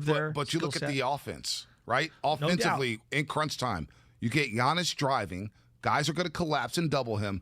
You got Middleton, Drew, P.J. Tucker, who could hit the corner three, and Bobby Portis, who showed that he could hit a three and a mid-range jumper. I get Ben, Draymond, Steph, Klay. Who's that fifth guy? Is it Looney? Looney can't shoot. Well, maybe but it could be like you're talking about Bobby Portis. No one had Bobby Portis as the template closer at the beginning of the year. What I'm saying is you got a guy who could shoot and hit a jumper. You got two guys on the floor already who can't even hit a jumper offensively in the last 5 minutes. And then who's that other guy? Is it Iguodala? Like, I know Iguodala's hit some big shots, man, but he's 38 years old. I mean, maybe it's Otto Porter. Maybe it's Bielitsa on one night. Maybe it's Moody one night, and one night it's not him. Like that. That's the beauty of an 82-game schedule. I get to kind of figure that out. Again, you bring up Bobby Portis, and you're right. He was so important.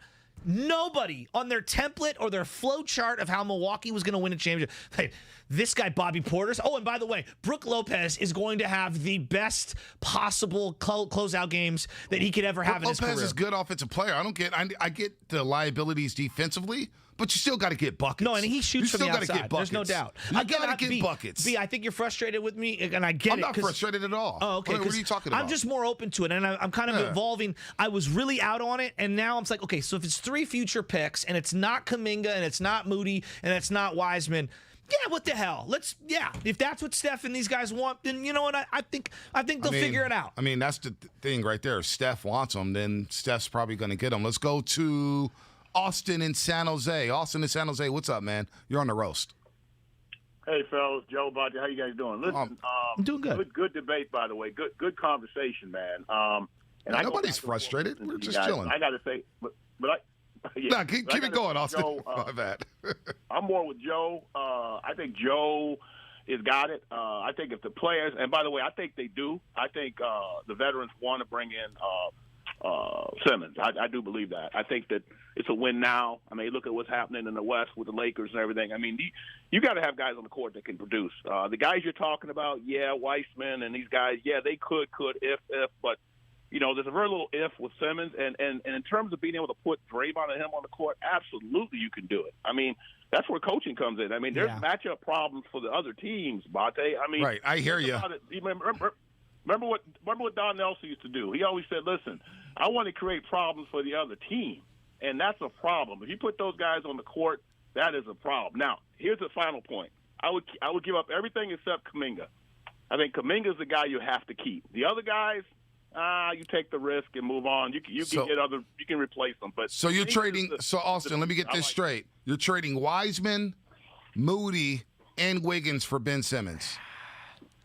Yeah, I would do that. Yeah. Wow. Yeah, I would do that. I would do that. You know what? What's fun? Would I trade Moody if push came to shove? And that's what Steph wanted. Come on, if Steph wants it, trading Moody, no doubt. Right? You know, no doubt. I kind of want to keep Moody and Wiseman, but that's where I'm getting greedy here. And this is where I'm looking at the situation, and I'm saying to myself, let's look around the league. Who the hell else is giving Philadelphia any comparable package? I don't think anybody is. Okay, like Portland may be the team that can, if you throw C.J. McCollum or they may be thinking, we can get Damian Lillard. That may be is why Daryl Morey's holding out. And that's a better deal. Right, and that's a better deal for them. It's a better fit for them. Dame Lillard, Joel Embiid with the pick and roll, that's a great deal for them. Yeah, and I don't dismiss that. I think that you're correct there in saying that that's a way better deal for them. They do that deal all day.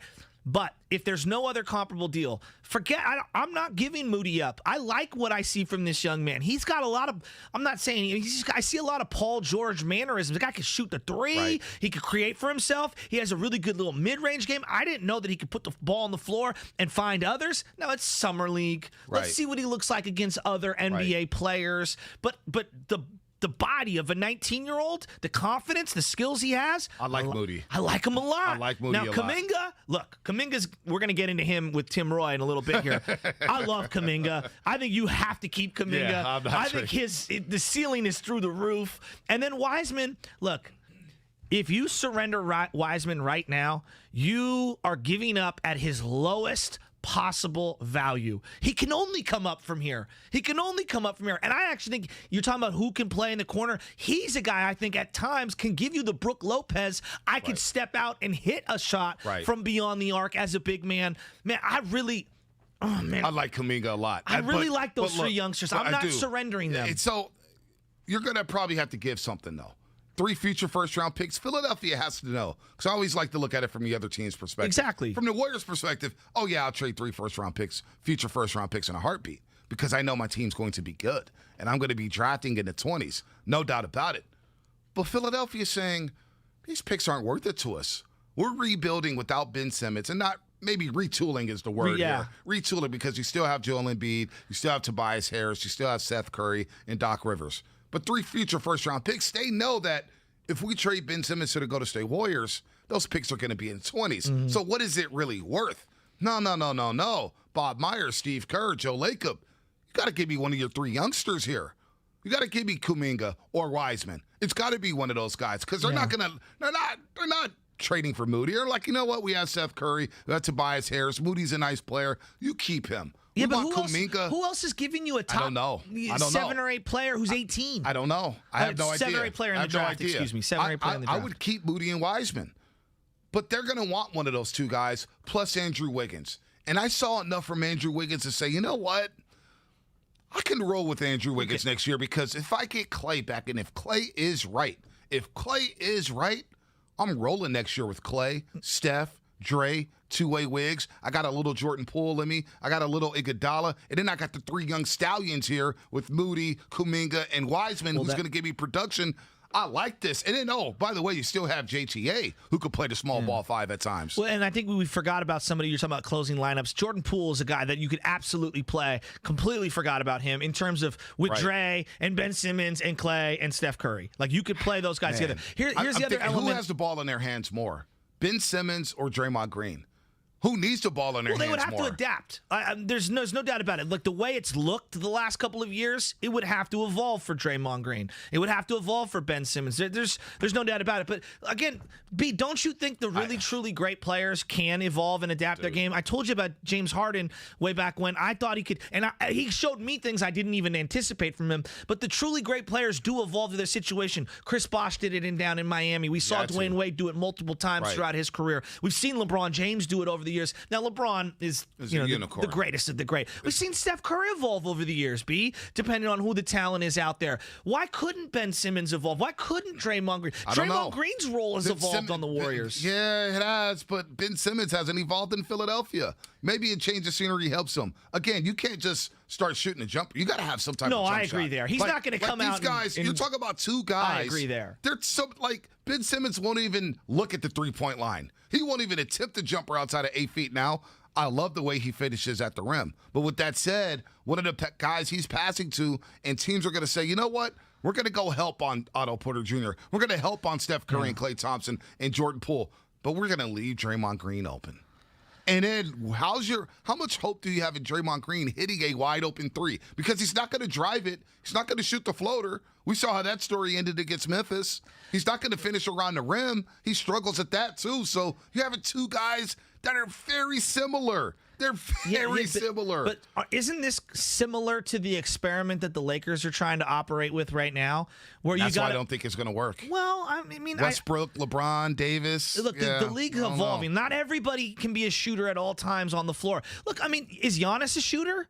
I mean, if I wanted to make a case for Ben Simmons and why it could work, I would actually look at a lot of what Giannis. It's not a like for like. There's a lot of similarities in what Giannis wants to do. Giannis wants that rock. Of course. And he can drive to the rack, and occasionally he'll hit a 3. Yeah. But he was also surrounded by all 4 shooters. He didn't have any guys who were stiff and was like, oh, you know what? This guy can't shoot. You're talking about Ben Simmons and Draymond on the floor at the same time. Yeah, but they don't have Steph Curry. There's not one singular player who commands. Get suffocated. I know, but that's another point of why I actually think it can work, because you're going to open things up when you have so much hyper focus on someone like Steph Curry. Lanes open up for guys like Ben Simmons. Why are we talking about this? Like, we're talking about discussing trading Andrew Wiggins for Ben Simmons, and I get why people would do that. I get it. Like, if you put a gun to my head, I'd say, yeah, trade Andrew Wiggins for Ben Simmons. I would do that. I would probably do that. Okay. But why are we discussing trading? And I know why, because he's a made man. But the logical move to me would be swapping Draymond for Ben Simmons. Well, I'm going back to reruns here. This is what Steiny said, and I'm because he's got a good feel for this team and the owner and everything. He believes, and this is Matt Simon Steiny, Guru and Dibs. I was listening to him yesterday. He believes that, and I agree here. I feel like Lacob is going to give this unit one last run. The three guys, one more year right. to all right, I owe it to you guys. You know, you guys have done a lot for me on the business side. You've done a lot for me on the professional winning side in terms of team accolades. I owe you three one last run. I think that's a fair way of putting this. I hear and you. maybe that's not what people want to hear. He's a made man. No, he feels like he owes it to Draymond Green to play healthy, to be healthy with Steph and Clay. There's no doubt. Yeah, we've heard that before. Would you do that? Probably. I mean, I don't know, man. I don't know. I just don't know. Like having this is Ben where it's hard. and Draymond on the floor at the same time, and then it gets into how long do you want to keep a guy? We talked about lifers earlier today. Why aren't some of these guys lifers? Ronnie Lott, why wasn't he a lifelong 49er? Well, because ownership and the front office thought, you know what? He's got nothing left. Yeah, exactly. And we're going to move on. Exactly. Dwight Clark, we're going to move on. Mm-hmm. You know, Roger Craig, we're going to move on. Matt Williams. Madison Bumgarner, Farhan's like, you know what? We're going to move on and not give him $90 million. These are the tough decisions. I just, man, this is tough. This is tough. And then Ben Simmons, is he going to shoot a three next year? I don't know. I haven't seen it yet. Does he have to shoot a three? He may not have to on the right team. Giannis doesn't have to on the right team. If you were to lay all the teams out in the league, and if you were to make one location to where it would fit the most for Ben Simmons, to have him just be optimal Ben, wouldn't it be the Warriors? Depending on the personnel around him. Depending on the personnel around him. I mean, Baby Splash and Jordan. You'd have Jordan Poole, Steph Curry, Klay Thompson, Moody. Now you got Bielitsa. I can't believe I keep saying that. Right. And you got Otto Porter Jr. I mean, that's a pretty good collection of shooters. CEO money on YouTube. Do we remember we had Bogut and Draymond on the floor at the same time and won a ton? That's when Draymond was shooting like 37% from the three-point line. We haven't seen that Draymond Green in 5 years. 5 years. Let's go back to the lines. The lines are lit up right now. Let's go to Newman in San Jose. What's up, Newman? You're on the roast here on 95.7 The Game. Hello, boys. Hey, the one thing that people aren't really talking about is his post game is incredible, Ben Simmons. Yes. And so if we look at it strictly from Weissman to Simmons, who would we rather have? It's not about going out to the three, but if you put Simmons down in the post one-on-one, he's going to chew. He's 6'11". Yeah. He's going to chew people up, and that's kind of the next evolution that he could be for the league. Is you guys find somebody that's like a big-time facilitator, playmaker at the center role. So, and actually, they could do it by keeping Wiggins as well. Yeah. You throw in Weissman and one of the two youngsters, and then the future. And they talk about Portland. As a potential three-way. Yeah, no. But they have to match up the money. Right, the money has to match up. And that wouldn't match up. Even if you put all the rookies together, the money doesn't match up. It doesn't. He makes a good point about the posting up, because there's no doubt about it. He is really good with both hands around the rim. B, if you were to bet on who could get more better than right now, I know that's not the way to say it grammatically. Who can improve over the next 5 years? Wiggins or Simmons? It's tough. Simmons is only 24 years old. He gave you 14, 7, and 7, and this is why Who last has more week, room to grow? Yes, Ben Simmons has more room to grow. We discussed this last week, a potential 3-team trade, hypothetically. Yeah. Ben Simmons to the Golden State Warriors, Draymond to Philly, C.J. McCollum to Philly, and Draymond to Portland because he's cool with Damian Lillard. If they were both on the roster, because I do agree that Ben Simmons can finish around the rim. That was one of the arguments I had. Both hands. Left hand, right hand, he could dunk. He would make them really athletic around the rim. And he could get guys in foul trouble. And he rebounds really well, which is another area this team really needs help with. He rebounds good. He rebounds well. Better than Wiggins. He rebounds well. Doesn't shoot threes at all. No. Free throw line. That's a problem. 62%. A career 59.7% free throw shooter. Ben Simmons. The Wilt zone. I mean, that's not good. The Duncan zone. That's not good for a guy who's going to have the ball. And that's where in the fourth quarter, Doc Rivers couldn't even put the ball in Ben Simmons' hands. He couldn't even put the ball in his hands because the guy was petrified from getting fouled. The guy, how many field goal attempts did he have in the fourth quarter of that entire 7-game series? Look, B. What was it, 4 field goal attempts? But you can't make your assessment on who he is based on that 5-6 game stretch. I'm not. You can't. I'm we not, can't fall victim to those, because it does happen. But we've seen this in the playoffs with Ben Simmons so far in his No career. doubt. In the No first doubt. 4 years. Let's go back to the lines here. Lines are fired up right now.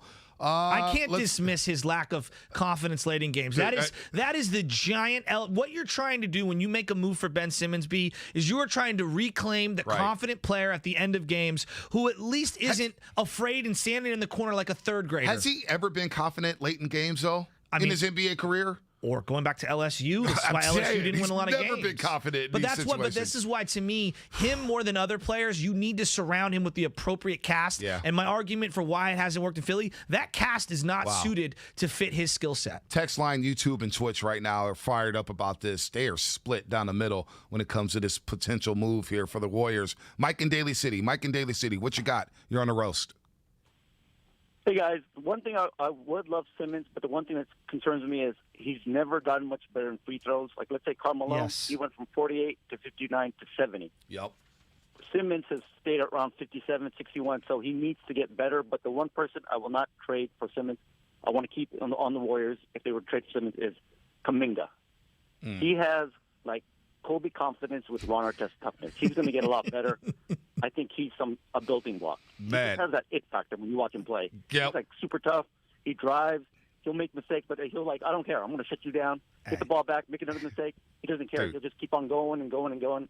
I want him to stay on the team. Interesting he brought up Ron Artest. We're going to talk to Tim Roye at 8:50. He said Kuminga has a certain vibe to him. We'll discuss that with Tim Roye coming up in about 20 minutes during the Morning Roast, the voice of the Warriors. For Kuminga to take that first 4-on-1 transition 3 air ball and Draymond Green go over to say something to him. You know what? And I swear that is going to be the best part of the early season. You know what? Kuminga ain't that dude. He's not that guy. Ain't that who's dude gonna pull up? Who's gonna pull up from 3 on a 4-on-1 fast He was break. feeling himself last night. You're not that guy, pal. Trust me. You're not that guy. He's not that guy. He's going to the rack. Because all I see for Kuminga is if he gets a lane, he's trying to dunk all over you. He's trying to dunk on you. Like, that's who he is. I love Kuminga. I do too. I am not touch Kuminga. You know what? He's truly the wild card. You have absolutely no idea what he's going to do. And I got to say, man, the kid's interview, I don't know if you saw right before halftime. Yeah, I did. Like, what do you think about Steph and Dre and everybody being there? I'm just trying to play hard. I'm just playing. She had to ask the question again. Cassidy Hubbard, he goes, what was that? Oh, what do you think about this? He goes, I just want to play hard, do my job, and come on, get the win. And then he runs in the locker room. I love the way he talks to the referees, too. Oh, dude, he's always talking to the referees. He's got that little smirk, like, dude. And by the way, if you put Simmons and him on the court together with Draymond, that might be the worst shooting combination the NBA has ever seen.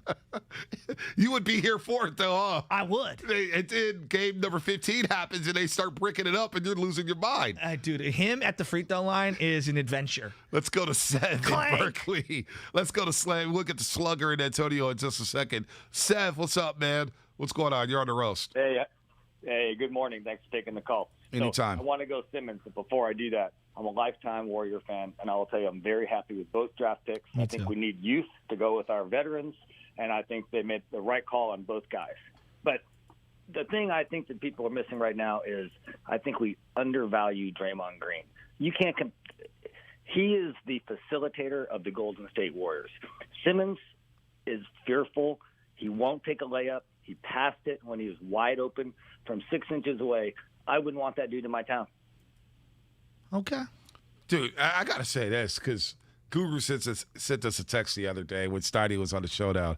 Guru was like, oh, you guys are best friends with Steiny now? Because Steiny joined us like 3 straight times, and you were dropping, oh, I love you, Steiny. I am. I'm a Steiny has guy. Convinced you on the Ben Simmons move. Well, because I love think, you. No, you know why? Because he has a really good feel for Philly. That's number one. And then my other buddy, neighbor Dave, if he's out there, love you, buddy. He's been hitting me up on text messages. He's like, look, Simmons is a lot of things. The one thing he isn't is a quitter. That dude plays hard every minute he's out there, every single game. I know people want to like gloss and look just at the very specific playoff series and how things are ending, but like a lot of that's out of his control. Neighbor Dave hasn't been in Philly in what, 20, 25 years? He watches years? every game. My guys at Philly, they cannot stand Ben Simmons. Well, they that's cannot Philly stand for you. Ben. They I know also that's didn't Philly like for Gabe you. Kapler. Yeah, they didn't like. They didn't like Donovan McNabb. They didn't like Santa Claus. Dude, they didn't like Matt Nahigian.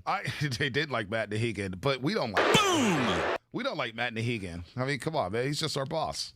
You know, we don't really like him. We just play the game. I can't wait for his podcast to come out. He's coming out with a podcast. Yeah, that's what he was saying to us yesterday, the program director. That one went through one First ear and not the first other. brand. Oh, yeah, I wasn't listening to that one. Slugger in Oakland. What's up, man? You're on the roast. Hey, what's up with my guys? Thanks for taking my call. Anytime. I love Ben Simmons. But I was seeing where the Warriors are trying to acquire Miles Turner from Indiana. Miles Turner. Interesting, man. He's mid to me. Yeah. I'm cool off Miles Turner. What are you trading for Miles Turner? He makes too much. I'm not. I'm kind of out on that. Yeah, I'm okay. The only thing that you could have been trading for him was Kelly Oubre at the time before he went over to Charlotte. So that's all done now. That ship has sailed. How about Steph Curry sending Kelly Oubre Jr. a text saying, "Hey, good luck in Charlotte"? Yeah, that was the. Thank God you're not here anymore. Really appreciate it. Oh man, of course. Let me send you a nice fruit basket. You ever seen the end of Ghostbusters? You know, when the Environmental Protection Agency guys getting basically shamed by the mayor, and Bill Murray says, "I'm going to send you a nice fruit basket. I'm going to miss you." That was Steph Curry right then and there talking to Kelly Oubre. Let's go to our main man, Antonio. Then we'll get the Robin. Lines are lighting up right now. 888-957-9570. Before we get to Tim Roye, we'll get everybody in here on the roast as Zach Lowe says the Warriors brass, and we'll play that sound in just a second. The Warriors brass is divided on Ben Simmons. Who could it be? Antonio, what's up? Yeah, I would do this for Simmons, of course, man. He has a Giannis Antetokounmpo type of skill set, and like, you know, we got shooters already, Steph and Clay, and, you know, he had to deal with Drew Holiday and Middleton. They're inconsistent play, and PJ Tucker kind of fell off with that corner three. So I would trade anybody except Kuminga, man. Kuminga, he looks like a Philadelphia 76er Iguodala with his, you know, defense and going to the rack. That's what he kind of looks like. Mixed with a slimmer Zion, the way he's been bodying up guys. So you're trading Wiseman? You're trading Wiseman and Wiggins? Yeah, I would do that if I had to give up somebody. Wow. That's what I would do. You got to keep Kuminga, though. Yeah, I hear you. I'm not giving Wiseman up just yet. I'm going to absolutely. But watching Kuminga, because I'm starting to see this trend here. With the small ball five? With the small ball. Seeing what Kuminga could be, because he looks like he's got some dog in him. He's going to the rack. Kuminga, I like Kuminga a lot. Is it making you more open to trading Wiseman after watching Kuminga? No, I think they're independent of each other. I want those guys to play together at some point. Because look, I still think you're going to need a 7-footer at some point. Right. I think you're going to need somebody who can shoot the way he does. Like Kuminga's, he's got a long way to go in terms of shooting for him, and in terms of outside shooting. You do have to balance the floor somewhat, right? And if you're going to have other guys out there that don't shoot, your big man, like for example, right now, if Dre's going to play the 4 and small ball 5, boy, it'd be nice to have a stretch 5, which is what Wiseman can provide elements of. Boy, it'd be nice to have a guy that I could throw on the block. Right. Like right now, Draymond does not help you on the block. Well, I'm seeing the 415 saying, you know, if we get Simmons, imagine Draymond hitting threes like how PJ Tucker did for the Bucks. He looked comfortable with this shot in the Olympics. Dre never takes a corner three. Curly, can you do me a favor? Honestly, Curly, you write this down. Write this down, Curly. What was Draymond's numbers offensively in the Olympics? I believe he took, 11 field goal attempts in all the games in the Olympics? Like, seriously, he took like 12 shots or something. I don't know. I don't know about that. And look at where he takes the majority of his threes, because they have like top shot of the charts, key, top of the key, wing right top there, of the key, left wing. Yeah, elbow extended. Those are his shots. Like he doesn't shoot corner threes. That's just not an area that he likes to occupy. That's the Steph and Clay and Oubre zone. Yeah, no doubt. Let's go to Robin. Jordan Poole loves that area. Let's go to our girl Robin. Robin in the city. What you got, Robin? Good morning. Hey, you guys. Yeah, I definitely give up Ben Simmons. I don't know how the trades would go for Draymond, but I would be a little reluctant for that, but definitely for Wiseman. I don't know why you guys are so married to Wiseman. Really, I don't.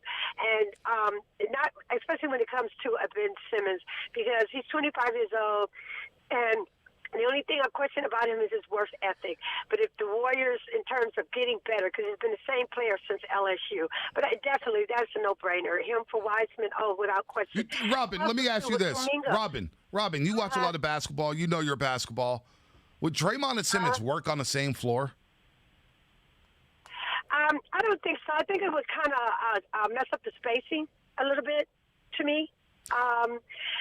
With Draymond, here's the thing with Draymond. Draymond's never going to be an offensive threat in terms of shooting.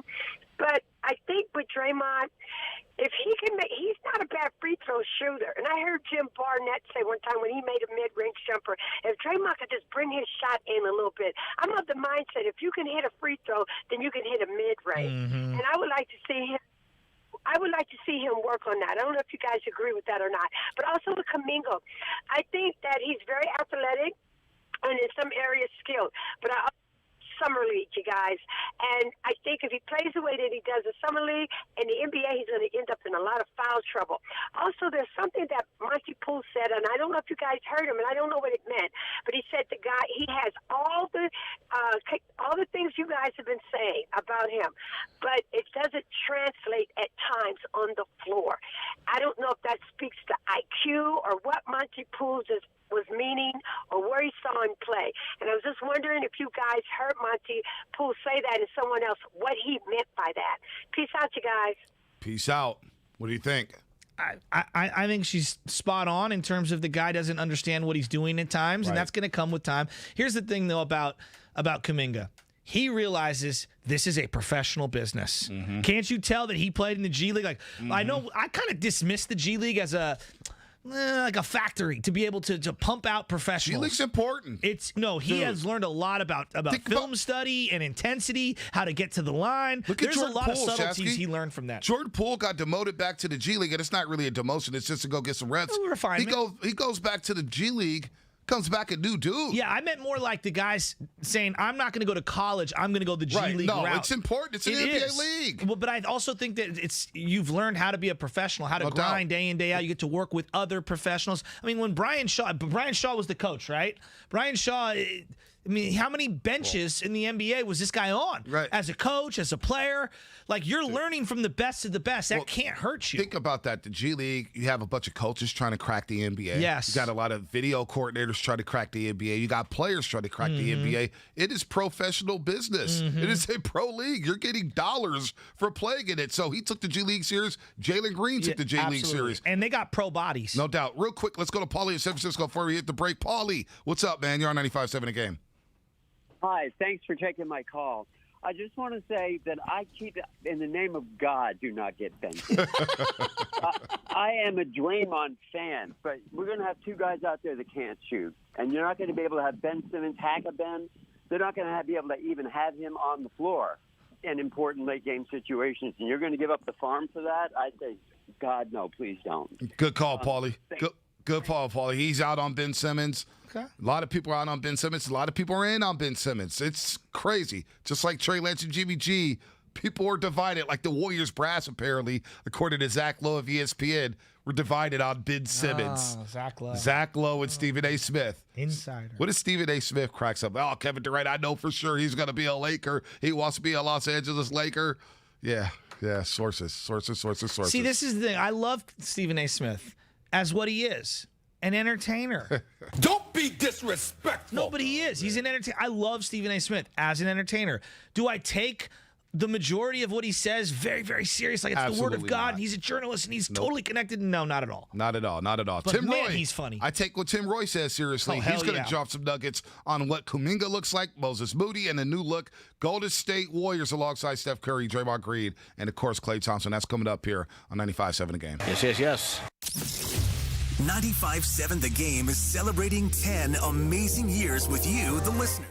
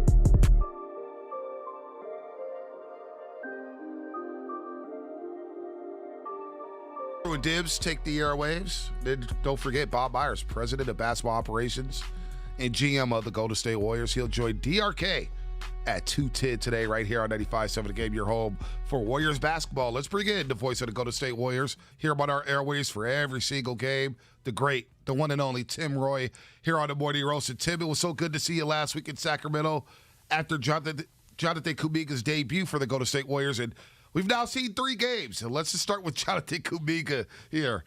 You told me up in Sacramento that he reminded you of a certain player, and I haven't gotten out of my head because he does remind me of that player now because of the irrational confidence, but also the playmaking ability while being a solid defender. Yeah, he's got the Ron Artest body, doesn't he? Yes. Oh, man, that's such a great call. Takes the contact and everything.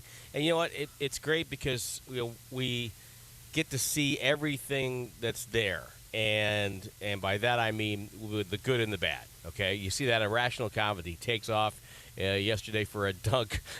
He's about a few inches short, so he tries to throw it in there at the last second. But he's not afraid to make plays, and so I think it's a really intriguing prospect, and I think he's got, as they like to say, he's got upside. You can see where if you kind of polish it a little bit and smooth off the rough edges, you might have something there that can help you. And just on one thing alone, he can help the Warriors, and that's his physicality. The Warriors didn't have that for a couple of years now, and it's good to have a player like that around. Hey, Tim, we're going to work on your connection here. We're going to pod you down for just a second here and get back into this conversation. But Tim Roye told me right off the bat he gives me Ron Artest vibes, and I see it. Ron Artest was physical. He's got more leaping ability than Ron Artest. Maybe he's a better athlete than Ron Artest, Jonathan Kuminga, that is. But, he'll shoot the 3 like Artest. He'll go to the rack like Artest, and he'll defend like hell like Ron Artest. So I like that comp a lot, Shasky. So, wait, when did he tell you this? So you guys are waiting, you and KC. I went to go grab Jimbo Bimbo. Oh, when we were James at the Golden One Center. Yeah, Golden One Center. Oh, I thought you had a personal text thread with Tim. No. Tim Roye doesn't respond to my text. So you went and you left. You left. That's not true. Yeah. I went to go grab. I saw James Kincaid. I saw R.C. Davis, and then Tim Roye was right there. I was like, Tim, what's up? And nice. Tim was up there hanging out, and I was like, man, Kuminga looks really good. He goes, Vontae, he gives me a Ron Artest vibe. And I was like, what? And it stuck with me here. And every time I see him, Tim's on the money with this one. I'll respond to your text, Ponte. Don't worry. I know. Hey, Tim, you've been doing this a long time, and I really appreciate just your perspective in general, because you're not going to freak out. But when I look at something like Summer League, I'm not going to lose my mind, but there are certain things that I'm looking for to make sure it's not a disaster. You know what I'm saying? There's kind of I guess benchmarks, if you will. Does the guy understand how to play? Does he know who he is? What are his strengths? And obviously it's a work in progress. When you see Summer League and you're seeing Kuminga and Moody, and how do you temper your expectations, and what are you looking for from these guys to make sure that it looks right? I try to look for certain things. Like with Moody, I'm looking at his form on his shot looks really good. Okay, so I like that. And then you look at, is he going to stick his nose in, where there's going to be physical play? And what kind of decision making is he going through? Last night there was a play where, I'm not going to mention the player, but there was a player who just misread it in a situation, took a shot with the shot clock had plenty of time left, and basically gave the other team a better possession at the end of a quarter by jacking up an early shot, right? Where the smart play was, okay, we're going to wind this down to get later in the clock, so they only have a few seconds to get the ball up the floor and heave one. So you look for things like that, and then also, you look for progress. Okay, I'll give you a player. Gary Payton II, his shot looks a lot better than what it did at the end of the regular season. So, obviously, he's been in the gym. He's working on that shot. And if he can hit that shot, then you've got a spot for him because he is an outstanding defender. We know that. And so things like that, little things like that, and just if a guy is under control and is he not trying to do too much, with a guy like Kuminga, you give him a little bit of a hall pass there Right. because he hasn't played that much basketball, but I look for things like that. Just what sense does that player have? Not necessarily dominating. We've seen guys like Anthony Randolph have a great summer league, right? yes. We all went, wow, look at that. Marco And then Bellinelli. it just never translated to the regular season for Anthony. So you just gotta pump the brakes a little bit, but also look for little things that show you the guy understands what he's doing out there. Voice of the Golden State Warriors, Tim Roye, here on 95.7 Again with the Butcher and Bonte. We talked about Moody for a second. I want to get back to him, but I want to stick on Kuminga for just a second here. The form looks good with him. You talked about Moody's form. I don't have a problem with Jonathan Kuminga's shooting form, but he leaves a lot short. He's airballed a couple times. What is the tweak that he needs with his shot? Because it's not like Lonzo Ball where you need to remake his entire shooting form. What is it, though, with Kuminga in that jumper so far? I haven't really studied it that closely, but when to me, if a guy is shooting air balls, and to me it's really more of a timing issue for me. Is he getting his body in complete rhythm to get that shot off? Where the legs and the arms are all working as one. Like when you watch Klay Thompson, boom, it's just his body is totally in sync when he takes a shot, right? So. But to me, I'm not worried about an air ball in summer league. I really am not. That and as you point out, his mechanics look fine, or at least they're mechanical. He's not, like you say, he's not like a broken shot. It's not like you have to start all over with it. So I think that's a really good sign, and I think that's going to be great once they get him into the gym at a full-time level and get to work on his shot. That part of it I'm really not worried about. But the thing I love, like last night, was he got into traffic and he created for, I think it was Oliver. Yeah. Give him a pass, a little interior pass, because that's to me is one thing that I see is that sometimes he gets his head down and doesn't see the floor, and the more they can get him to look and see the whole floor, that's when the game's really going to open up for him, especially when he's playing alongside people like Curry, Thompson, Draymond Green, guys that other teams have to game plan for. When I look at Kuminga, there's some things that I look at, I'm like, man, he does some things very professional. You could tell intensity. I mean, he is hyper-focused. The body. There's certain things that I think that I maybe discredited from the G League, like working with Amir Johnson and Jared Jack, some of the coaches on the Ignite team, and obviously Brian Shaw. Do you think we're going to get more players going the Kuminga route in terms of going in that direction as opposed to going to a 4-year college? Because I really think it has served him well. Well, you look at a lot of the guys who are one and done. What happens with them? Well, once that first semester is over, they don't have to go to class, right? So they just play basketball, and so I don't think college is for everybody. And for a lot of kids, it's going to be, okay, I'm just going to go and train there and see what I can do. I don't think it's for everybody, though. I think you have to be a player. You have to have at least a sense from your high school coach, from maybe talking to some scouts, that you are a potential NBA player.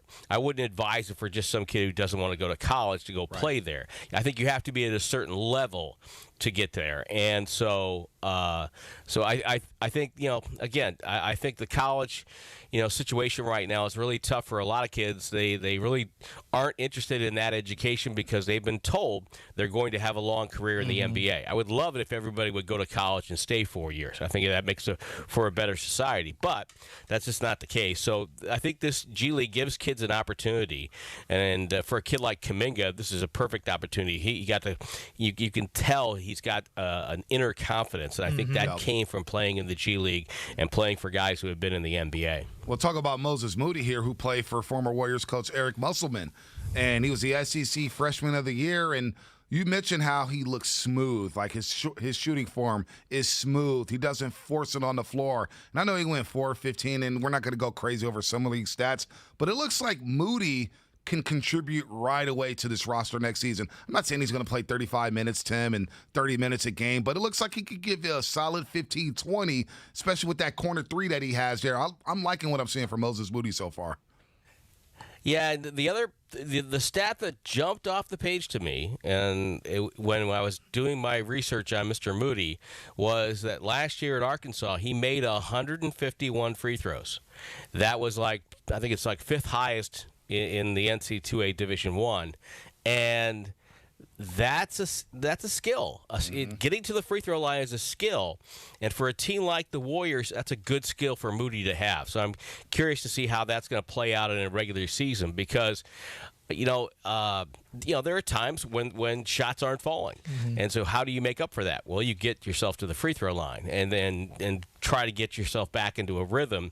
And when teams are having a cold night, say that having a guy like that, we saw it with James Harden. How important is that to James Harden's game, getting to the free throw line? And so I think having a player like that who can shoot but also get to the line, that's something I'm really curious to see how that goes. Now that said, for both Moody and Kuminga, let's not forget that Bielitsa's around and Otto Porter's around, so they're going to be able to grow a little bit more at their own pace, if you will, because of the veteran acquisitions the Warriors have made in the offseason. Tim, I've been watching Summer League for quite some time, and you get some guys that are coming that are superstars that just show up to be a part of the entourage with all their buddies and stuff. I can't remember too many times I saw a superstar hanging out the whole time with the GM of the team, just chilling there. So you had Steph and Bob and Draymond and everything. I mean, that seems to be like a sincere partnership or friendship or whatever you want to call it. Like, you've been around this game long enough. I mean, there clearly seems to be a liking amongst all these individuals, right? Yeah, when I was in Phoenix, I was working for a station down there back in the day. The Cardinals had just moved to the Valley of the Sun. And so Greg Schulte, who's one of the voices of the Diamondbacks, he and I were doing a talk show together at the time, and we were there on site for the Cardinals, their first ever draft in Phoenix. And we went to a break, and I went hunting a bathroom in their facility, right? So, which I think was a high school gym at the time. But anyway, so I'm walking down the hall, and there's Gene Stallings, the head coach. Really great guy. Great guy. I still have former a sign. Alabama coach, right? I didn't know he coached the Cardinals. Yeah. So he's walking back up. He's pacing down the hallway, and I go, Gene, what's going on?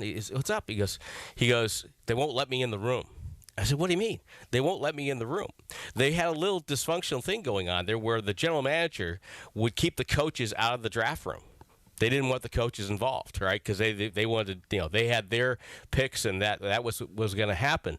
And so I went, you got to be kidding me. The head coach is not in the war room? I mean, I had never heard of that before.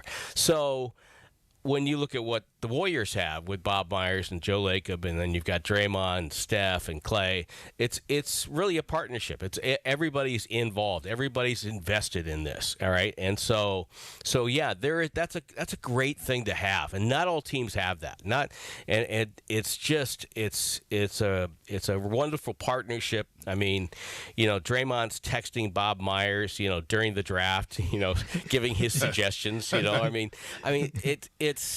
But it's great because it shows that, Bob Myers values their opinions, and, the players know that, hey, we can talk about personnel. We can talk about our team. And that's the thing. It's our team. It's everybody's team.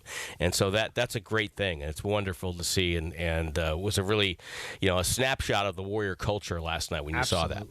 Tim, you've been around the league for a long time. We'll get you out of here in just a second. But you guys keep saying that. I'm old enough. I know how old I am. You guys don't have to keep saying it. No. It's just we're respecting your basketball knowledge. We've talked a lot, man. Your hoops, and we two youngins, we love our history. We love our basketball history. And so when you think about the history of the game, has there ever been a situation like this where you have three-time champions? Well, 4 now with Andre Iguodala back with Steph, Clay, Draymond, and Iguodala. You have the head coach still. and yet you're still trying to develop 3 young studs in Wiseman, Kuminga, and Moody. Has there ever been a situation like this in the NBA where you're trying to win, yet you're still trying to develop? It's very unique what the Warriors have going on right now. It is. There have been, some isolated instances going back to 75, 76 when the Warriors probably should have won another title, but they lost to Phoenix in the Western Finals. Phoenix had their starting center was the Rookie of the Year, Alvin Adams, right out of Oklahoma. So there have been other instances where you've had rookies contribute to whether it be a championship. Go back to when the Warriors won 74-75. They had Phil Smith and Jamal Wilkes, who was known at the time as Keith Wilkes. They were starters and in the rotation for a championship team. So it has been done before, and but again, it takes a special group to get it done. I love the fact that we have young wings on the team and Andre's coming back. I mean, that's just the perfect scenario. Learn from a pro, learn from a guy who's really coming to Golden State was probably the best second chapter of his career. He was a very good player in Philadelphia, a really good player in Denver, but coming to the Warriors, I think people have a different sort of respect for Andre Iguodala than maybe they have before, and because he was able to showcase just how smart a player, how smart a guy he is, and no, I love the fact that we have that mix right now, and I think it's going to bode well for those young players. Yeah, I guess James Worthy would be another guy who helped the Lakers win a couple championships as well. Yep, right there. Right out of North Carolina. But, Tim, always good stuff. And we just respect your knowledge. We know you're young at heart, Tim, and that's what matters. Hey, the price tag's way too high for Ben Simmons. Okay? Way too high. I agree. Okay? I agreed. I'm not doing all that. 4 first-round picks, 3 future first. Nah. I like this team as is, especially if Clay is back. This is the same general manager that sent off to the league. Remember, he said there were 95 instances where they got screwed by the refs and the Warriors. Remember that? That's right. They sent that off to the league. Yeah, Mr. that's Spreadsheet. the same guy. So. Yeah, Mr. Spreadsheet. Yep, no doubt about it. Tim, take care, man. We'll love your insight as always. Thank you. See you guys. Yep. Tim Roye, the voice of the Golden State Warriors here on 95.7 The Game. See, he went back to 75-76. He knows his hoops, man, but the situation just far and few here when it comes to young players helping out championship teams. Tyler Herro helped the Miami Heat get to the NBA Finals. He took a big step back this year. South Beach, baby. He got South Beach. Yeah. He got South Beach. But, the price tag for Ben Simmons, I agree with him. A little too much here. Look, coming up after Eric Burns, we're going to look at, speaking of spreadsheets, we got box scores here. But we're going to pick our secondary. Yes. We're going to have the fans pick it. Yes. The fans have picked the starting tight end for the 49ers 75th anniversary team. The fans picked George Kittle as the starting tight end over Vernon Davis and Brent Jones. We're going to have the fans pick the secondary. And there's a lot of corners. Eric Davis, Deion Sanders. You know what I'm saying? You can put Ahmed Plummer on there if you want.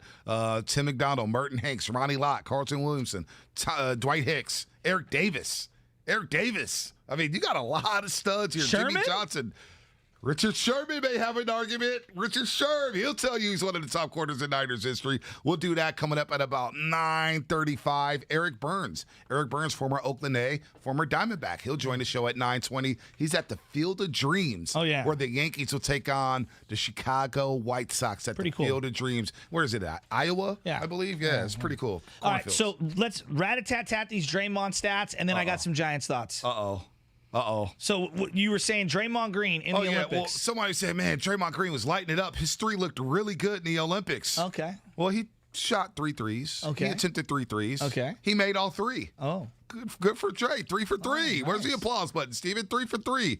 Draymond took a grand total of 9 field goal attempts in 6 Olympic games. 9 field goal attempts. Now, I get it. You have Kevin Durant. You have Jason Tatum.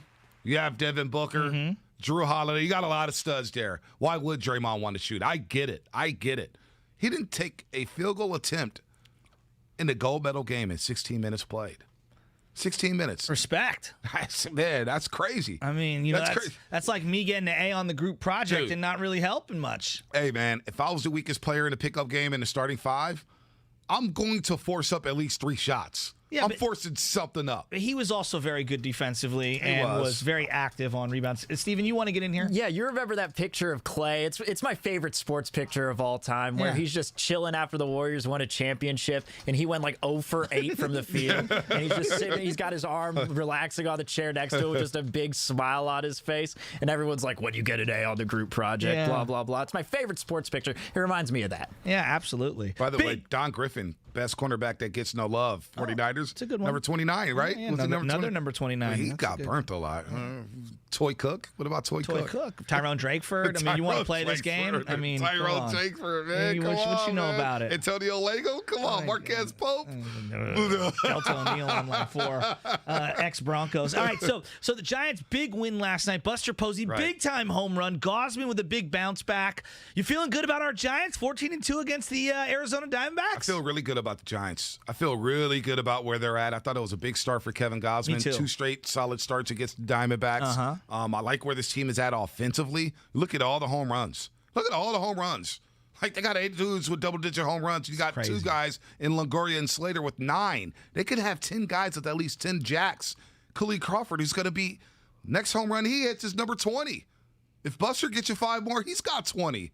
Yeah, that's who he's had an up and down season. He's got 18 jacks. If Buster gets to 20, I'm buying you guys all burritos. Put that down. And it's not a bet. It's just I'll do that for the crew. Why? Because that'd be a celebration. John Curley, real quick, man. Where's the over-under paper at? Go find the over-under paper real quick. We got about 2 minutes here, Curly. I'm putting you on the spot. I want to know what kind of burrito John eats. John Curley? Yeah, I have a feeling it's very plain. I think it's a vegetarian with like the green tortilla. Pinto beans, no rice, little chicken, no cheese, no salsa, no nothing. No sour cream, very dry. Guys, I hate to admit it, and I know you're going to be disappointed. I'm the Iron Eagle of this show. I'm an extremely picky eater. Like, extremely picky. So you don't, no condiments at all? Very few. Wow. Very few. Wow. So no mayonnaise on a sandwich? Oh, God, no. On bread? Oh, no. Mustard? No. Not doing any Ketchup on fries? Very little, if that. Hash browns? Oh, I'm Irish. Potato? He almost wet himself right there. Oh, I'm Irish. Wow. But, I mean, everything producer John Curley just said doesn't surprise you. It doesn't surprise me. No, not at all. But, man, I'll tell you who has surprised me. The Giants. These Giants, baby. The Giants. Best team in baseball. Oh, man. And here's the thing, too. They're winning in a variety of ways. I know. That was a close game. They busted open. 4 jacks last night. Buster going to right field. Oppo Taco. He looks good. Oppo Taco. And Gausman, after, kind of struggling a bit, he found himself. He recentered himself. Oh, before we hit the break, shout out to Petaluma 707 Little League. Go kick Hawaii's you-know-whats in the Little League World Series. Shout out to all the coaches, all the parents, Are they going all out the to dads, Williamsport? the moms, the sisters, the brothers that have to sit through all those so many game days. I mean, have you ever been on one of your brother or sister's games and it just takes forever? Oh, yes. I've been to a the lot brothers of and sisters deserve a lot of credit on that team as well. A lot of games. Are they going to Williamsport? I'm not sure where we're at in the particular tournament right now. I believe it is in Williamsport. Oh, that's pretty cool. Yeah, I believe it's on ESPN. Oh, man, that's pretty cool. Go shout out to Petaluma Petaluma, has man. had a run in the Little League World Series. Go win that championship, Petaluma. Absolutely. We're rooting for you. Go beat them Hawaiians. 707. Let's go. 707 Let's is go. the All right, area code. Let's go to Eric Burns here. He's at the Field of Dreams in Iowa, right? Remember the old movie? Yeah. Matt Nahigan's second favorite movie that nobody cares about? Field of Dreams. Eric Burns is right there. Plus, we'll get his thoughts on the San Francisco Giants, and that's all brought to you by Stanford Healthcare. For the 7th year in a row, Stanford Hospital has been ranked as one of the nation's best by U.S. News & World Report. Thank you to our staff and community for your exceptional response in an extraordinary year. Hang out with Steiny, Guru, and Dibs. Weekdays from 10 to 2. I don't want to go Reverend Johnson on you because I'm excited.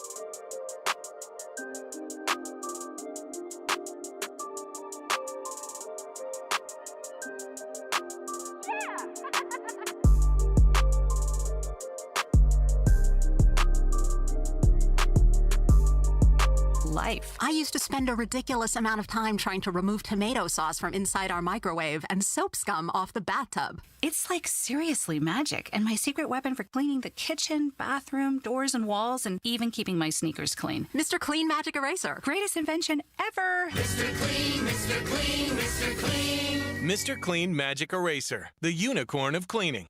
What makes AutoZone America's #1 battery destination? Because they offer free battery testing and charging and reliable replacement batteries starting at just $79.99. And they've always got your battery solution. Get in the zone. AutoZone.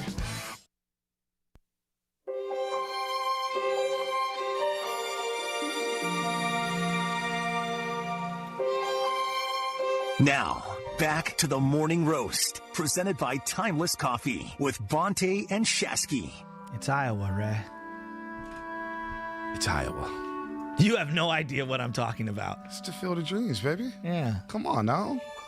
What's the Field of Dreams? Moonlight Graham? What's the Field of Dreams? It's not have a catch. It's let's go play catch. I mean, it's nothing worse. And that's the only problem that I have with that. But that's how I grew up in the Excelsior. That's how our lingo went. I don't know how the Iowa lingo goes. You big Kevin Costner fan? Love Kevin Costner. How can you not? Underrated actor? I think the most underrated scene in Kevin Costner's career is when he is the image of Superman's father at the top of the mountain, right, and the whole sequence where the tornado takes him away. I'm sorry, you're not a human being if you didn't tear up when he went to go save the family dog, and the tornado's going to take away Superman's dad, and he can't show his superpowers to save his father, and Kevin Costner just gives him a hand and says no. I'm telling you, dude, it's one of the most emotional. What about Ray scenes I've ever. Liotta? Ray Liotta playing Shoeless Joe kidding. Jackson.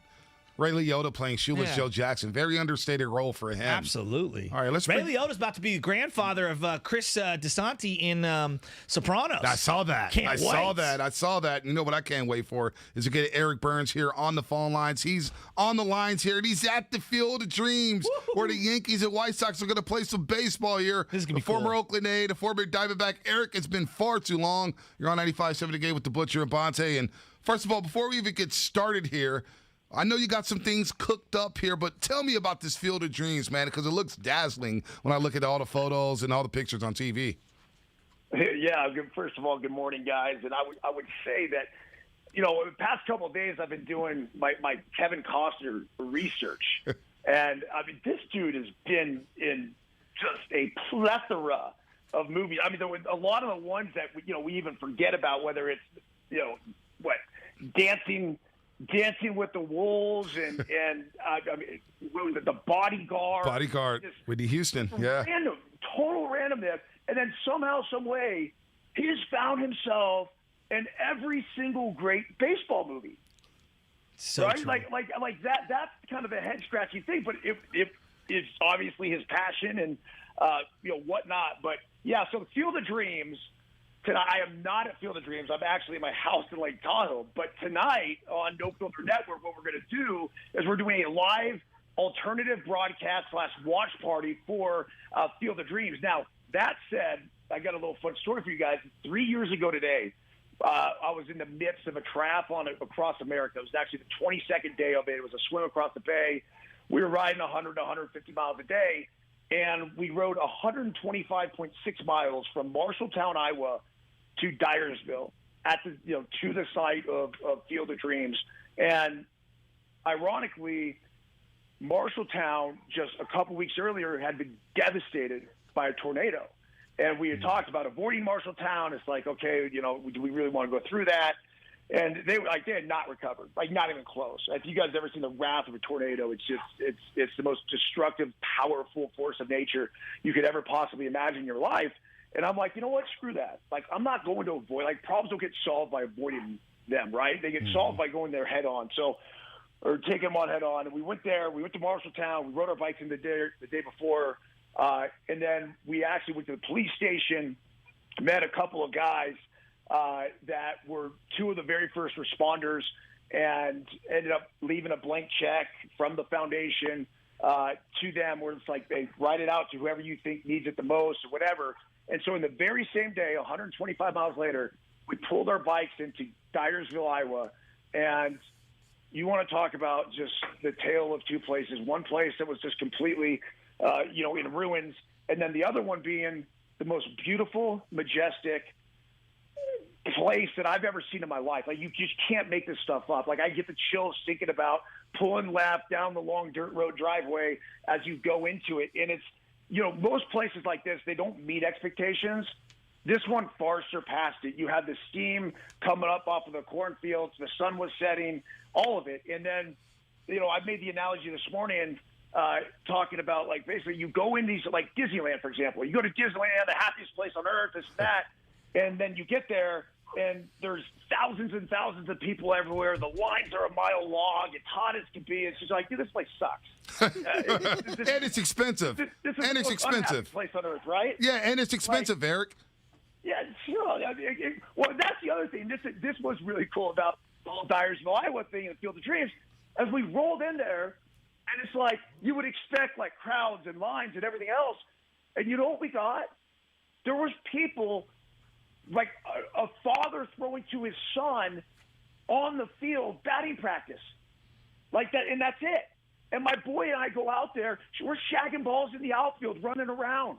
There's there's just like they have the house there, and they have some dude that's dressed up in like a Black Sox uniform, just roaming around taking pictures and talking to people, and it didn't cost anything. And you're just looking around, and I don't know. I was totally taken aback by this. I said, there's two places that I've been in my life where I just, as a baseball fan, I would recommend to another baseball fan, you have to go. And one of those being Williamsport, Pennsylvania, and the Little League World Series, and then the other one is Dyersville, Iowa, and Field of Dreams. So the fact that they've now built this field adjacent to it, they tricked it out. They did it as well as they possibly could do it. And then, plus on top of that, we get a good matchup tonight between the Yankees and the White Sox. Eric, that was the longest answer in 95.7 The Game history. I honestly, I just want to let you know that was incredible. But you make a good point because I've seen a lot of your videos with you and your son out on the diamond. It reminds me of me and my dad growing up. We'd be up at Crocker Park. He'd have a bucket of balls, and he'd just be pitching to me. And kind of like you're talking about rolling up on the Field of Dreams, it was just us out at Crocker Park, nobody else out there. That's what most people envision. When we think of Field of Dreams, we think of our dads, we think of our brothers, we think of our grandfather, our uncle, whoever, our mothers, whoever taught us the game. And I think that's kind of one of the cool things about it.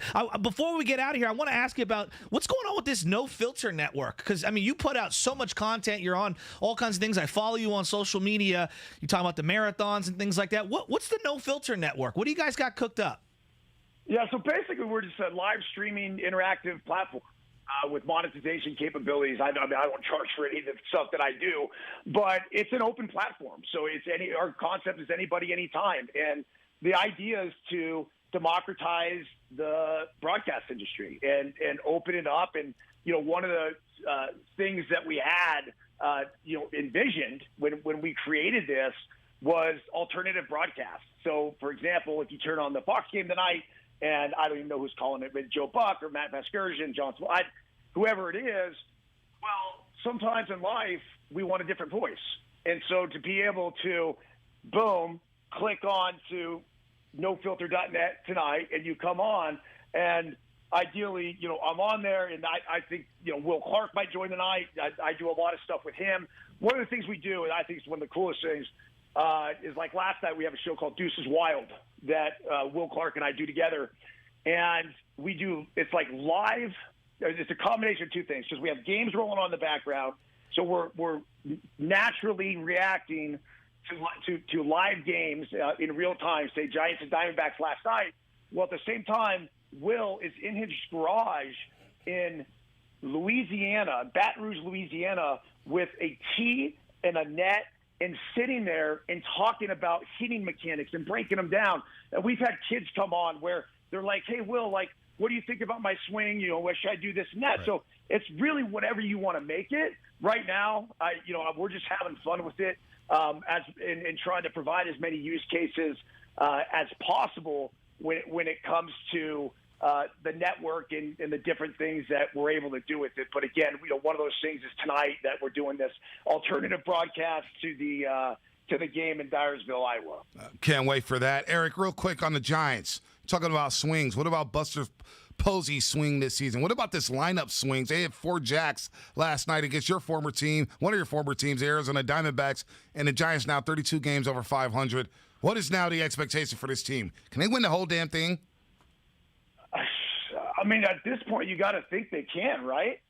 They've far surpassed everybody's expectation. I don't know what their OU number was in Vegas before this thing started. 73. But you got 73 and a half. They basically just match. They get a win tonight, they cover the over. Is that crazy? Yep. Think about that. If you want to realistically judge a team by with their win-loss record, you have to look at what the OU was before the season started. And I've wondered that the past few weeks, because I'm like, dude, they got to be getting close to that number. So, it's just a testament to Farhan Zaidi. It's a testament to Gabe Kapler. It's a testament to the players who have obviously, shown up. Offensively, they've been lights out. Their rotation has been solid. I wouldn't be shocked if this team, beyond just say winning the West and getting into the thick of things. Once you get there, we'll see what happens, right? Right. But it's all about getting in the dance. And here's this team that I think had, not big expectations. Oh, the Dodgers and the Padres, to me, those were the two best teams in baseball coming into the season. And so I at the absolute best case scenario, I thought for the San Francisco Giants was going to be a second wild card berth, being that the Dodgers were most likely going to win the West, San Diego was going to take the top wild card spot, and then maybe if they got really, really lucky and played above their means and won, 80-something games, maybe 90, then they could sneak in there. But even 90 games, right, that would have to be 17 games over what their OU was. That's insane. Isn't that crazy? That's insane. They're playing good baseball right now. 4 games up on the LA Dodgers, and good luck to you, Eric, with the broadcast. We love Will Clark. He's dropped some gems on his show as well. So the Field of Dreams game tonight, White Sox, Yankees, and I believe they're going to do this every single year. But unless you better watch it on TV because tickets for this game are starting at $1,450. That's right, $1,450. You're going to have to spend a check, maybe some rent, especially here in the Bay Area. That's like a month of rent right here. So, Eric, thanks so much, man. All right, guys. See ya. Eric Burns here on 95.7 The Game. And we love Eric. But a lot of people saying, man, that was the guru of questions answered right there. I'm getting multiple texts. Boy, EB is. Shout out to Leah May out there. She's teeing up at the par 3, McInnes and San Rafael. Oh, I love McInnes. She said, tell Shasky I'm teeing up. Oh. Yeah, it's not just a par 3. There's a couple of par 4s out there. Yeah, that's where we have I've had a few tournaments there. Yeah. But she said, man, that's Eric Burns. Boy, he's long-winded. All right, so was that a 4-minute answer? It might have been. Are you ready for this game tonight? This Field of Dreams game? I am going to tune in. It's 5 o'clock, so it's perfect. Cool. Right before the Giants game. Yeah. So I'll watch like the first hour. I'll probably turn it on at 4:30 to kind of see the sights and sounds from around Davenport, Iowa, to look at the field or whatnot. Saw the old school scoreboard in one section, the other video board, and hopefully the Giants get to play the Dodgers there. How fun would that be? It'd be really cool. They have a Field of Dreams in Manteca, but it's got like, I don't know if you've ever seen it. It's basically a big circle, and they've got all these different fields, and the walls have pictures of what Fenway would look like, of what Wrigley would look like, of what Yankee Stadium would look like, and so it's a pretty cool little diamond. I want to ask, just get us on the text line, 888-957-9570. Text in, hit us on YouTube, Twitch. What's your favorite Little League diamond in the Bay Area? Wow. Little League Great diamond. question. What's your favorite Little League diamond in the Bay Area? Well, people are going to get Big Rec. Big Rec's not a Little League diamond. That's a high school diamond. I consider that an adult diamond. Is it Balboa? Is it Crocker? Is it South Sunset? West Sunset? What? I was a Rossi Park guy. I loved Rossi. It's a small diamond, but that applies.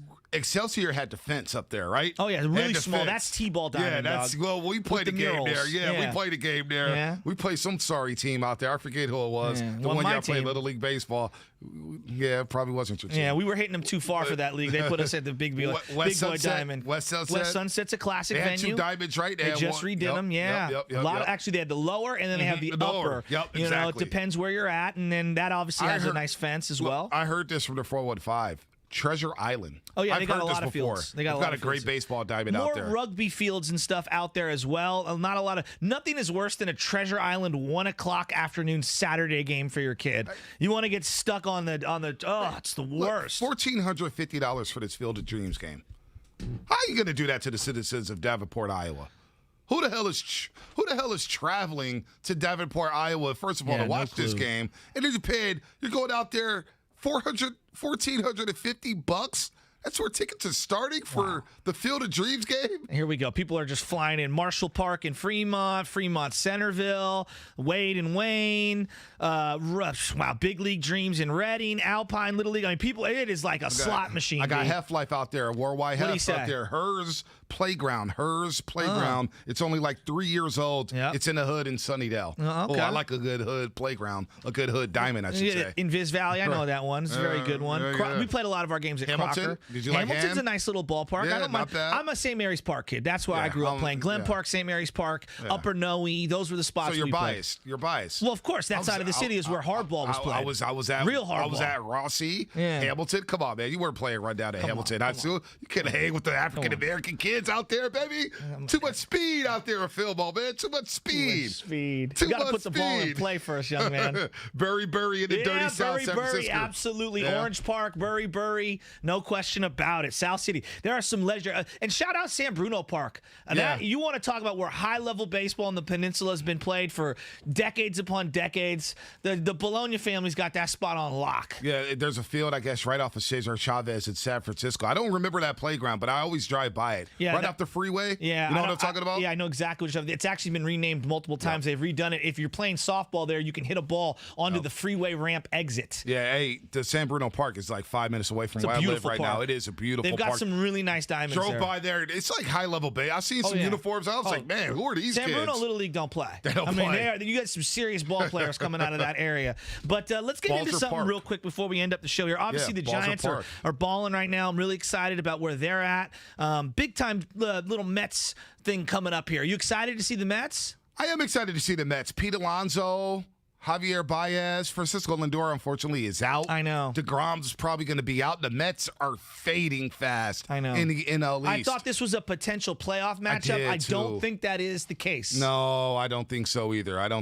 But this 9-game homestand on paper before the season, okay, 6 against the Diamondbacks and the Rockies. But the Mets was the highlight.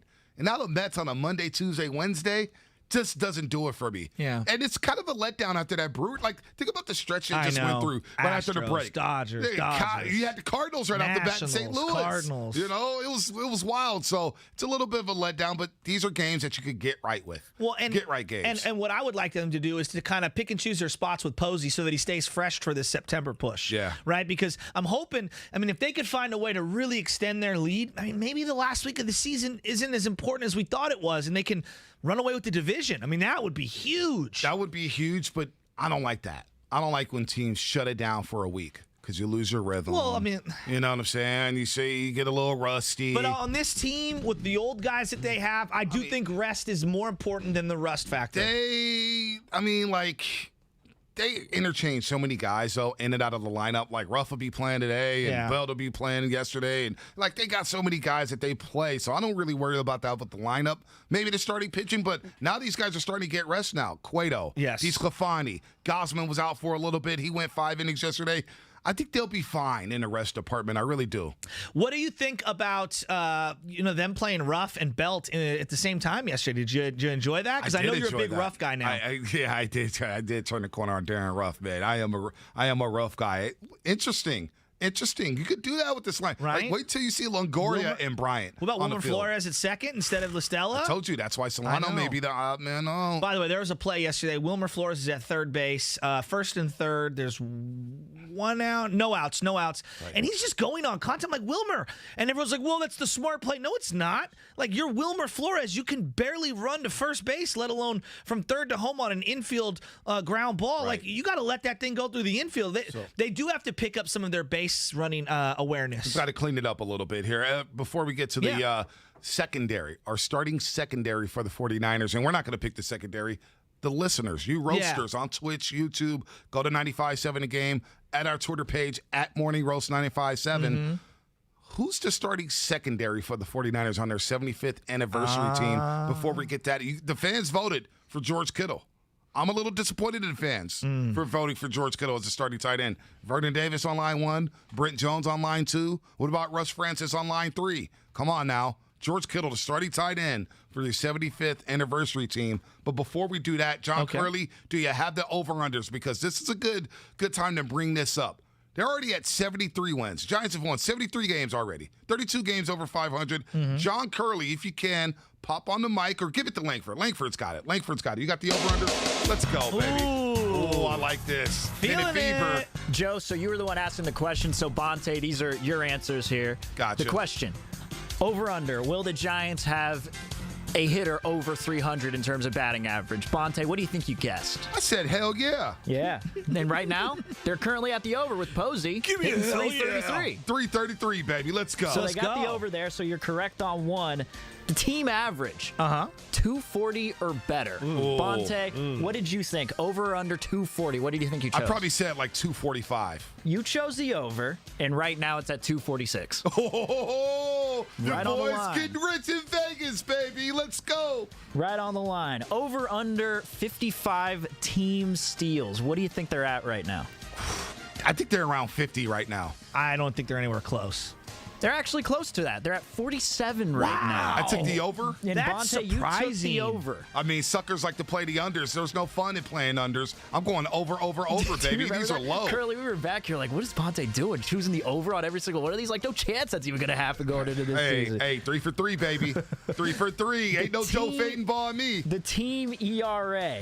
Over under 4.25. Bonte. I said over, huh? You took the over 4.25. Right now it's at 3.35. Oh, and it man. stayed pretty stagnant throughout the season at just in between 3 and 4. That's a big loser Thank right there. God for Lamont Wade Jr. jumping on this team and Chris Bryant, baby. Love this squad right now. I'm really feeling them. What else you got, Langford? Team saves over or under 42. I went over, huh? No, you went under. Damn. And Where are they at? right now, they're at 40. Wow. Okay, let's keep this rolling. Let's bang this out quickly because we got Steiny Guru or Dibs joining us in a little bit. Guru will be joining us. Over or under 10 starting pitching wins, at least for one starting pitcher, one guy over 10 wins. You took the over, and right now, DeSclafani and Gausman both are at the over. Yeah, let's go, baby. Let's go. I know my 10. Giants. Yeah. I know my Giants. You do. And then there was an over-under complete game thrown by a I pitcher. hit that over. The over was at the 1. Yup, I hit that one. Yeah, you chose under. No, I went over. No, you went under. I went over. It was 2 over 1.5. I love how he's wrong. We need to go. Arguing. We need to go back. Go back to the tape. We'll go back. I went but over on that one. I got under written here, Bonte. You wrote the wrong thing. I went over because I remember when DeSclafani did the second one in Washington. I said, I texted the thread and said, ha, the over hit, baby. And you didn't pick suckers. it. I did pick that, man. You guys are cheating. I'm seeing an under. All right. But this is the last Anything one. else? This is the final one. Yeah. This is the killer here. But from over under 175 total home runs for the team. Bonte, you took the over at 175. You know what they're at right now? 174? They are leading the majors with 174. So they just need one homer to get to that top, to push You know the what? over under there. Maybe there's a new gambling expert here at 95.7 The Game. You want to talk about liquidate all your assets? Hey, I watched with that Steiny? episode yesterday. Hey, Dibs and Guru. Yeah. Dibs and It's on Guru maybe YouTube. needs to take notes from me. I will liquidate all assets and win you money, Shasky. That is impressive stuff right there. Unless you're talking about the over-under for complete game by a starting pitcher. But other than that. I mean, I took the over there. I know I took love the you. over. All right, let's bang Anyway. this out real quick. Let's get to secondary. I'm wearing a Ronnie Lott jersey today for a variety of reasons. Steph Curry said he wanted to be a Warrior for life, and I wanted Ronnie Lott to be a Niner for life, and he ended up not being it. So let me we're just going to say, give you. Shasky, that's the best jersey you've worn since you started wearing I got the better jerseys. ones in the closet. That's better. No iron on, stitched up. The red is All right. popping. I am jealous of that jersey. Can All I right. wear that? Can I borrow it? No, it does not fit you, bro. This is a medium. All right. Let's start with the safeties because I'm wearing the Ronnie Lott jersey. Now, I think there's other people that you could throw in here, but for the sake of time, I narrowed it down, and we have to pick 2 safeties here. I narrowed it down, Ronnie Lott, Tim McDonald, Merton Hanks, and Dwight Hicks. Wow. Bonte, I think all 4 should be on the poll, and we picked the best 2 to be our starting safeties. What do you think? I'm with you there. I agree with you 100%. The starting safeties for me. Yeah, this will be the greatest players in 49er history. We're trying to put together the all-time roster of starters, and we want the fans to vote on 95.7 The Game's Twitter account. Yep. I would go Dwight Hicks, Ronnie Lott. Even though I didn't see a lot of Dwight Hicks because I was younger, but the hot licks. Ronnie Lott was special. How can you not have Ronnie Lott as a starting? Absolutely. I love Tim McDonald too, man. Ideally, you know what? I would go Tim McDonald, Ronnie Lott. Because I believe both of them could play free. Merton was sick, too, Merton though. was sick. Merton was sick, though. Merton was sick. It's a tough And one. so was Dwight Hicks, man. It's a tough one. It's All a right. tough one. All right, so let's put that on the poll right now. Let us know who you think the 2 best safeties are so that we have a starter at both slots. There's some versatility there. And let's go to cornerback. Now, this is a loaded category. Surprisingly, the Niners have had tons and tons and tons of great corners. Now, Ronnie Lott obviously played cornerback for a bulk of his career. Get Pro Bowl at both spots, right and left corner.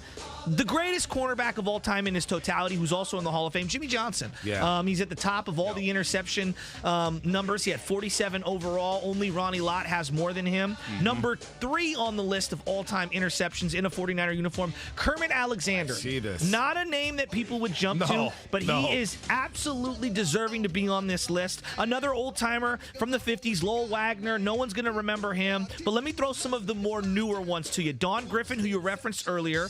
Rex Berry. Eric Davis, yes, ED, who played on lots of Super Bowl teams. We love ED. Eric Wright, 4-time Super Bowl winner out of Missouri, also part of that famous draft class with Ronnie Lott.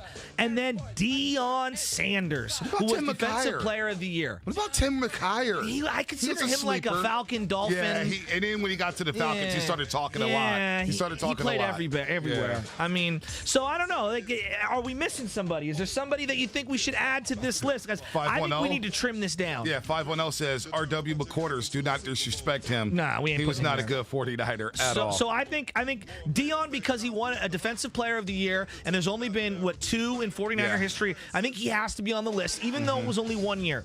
I think Jimmy Johnson as a Hall of Famer absolutely has to be on the poll. 47 picks, man. Absolutely. I think Eric Wright, because of the 4 Super Bowls and what he meant to the 80s, I mean, he was an outstanding player for this team for a long time. I think he needs to be on the poll. I'm with you. Now we need to find a third person.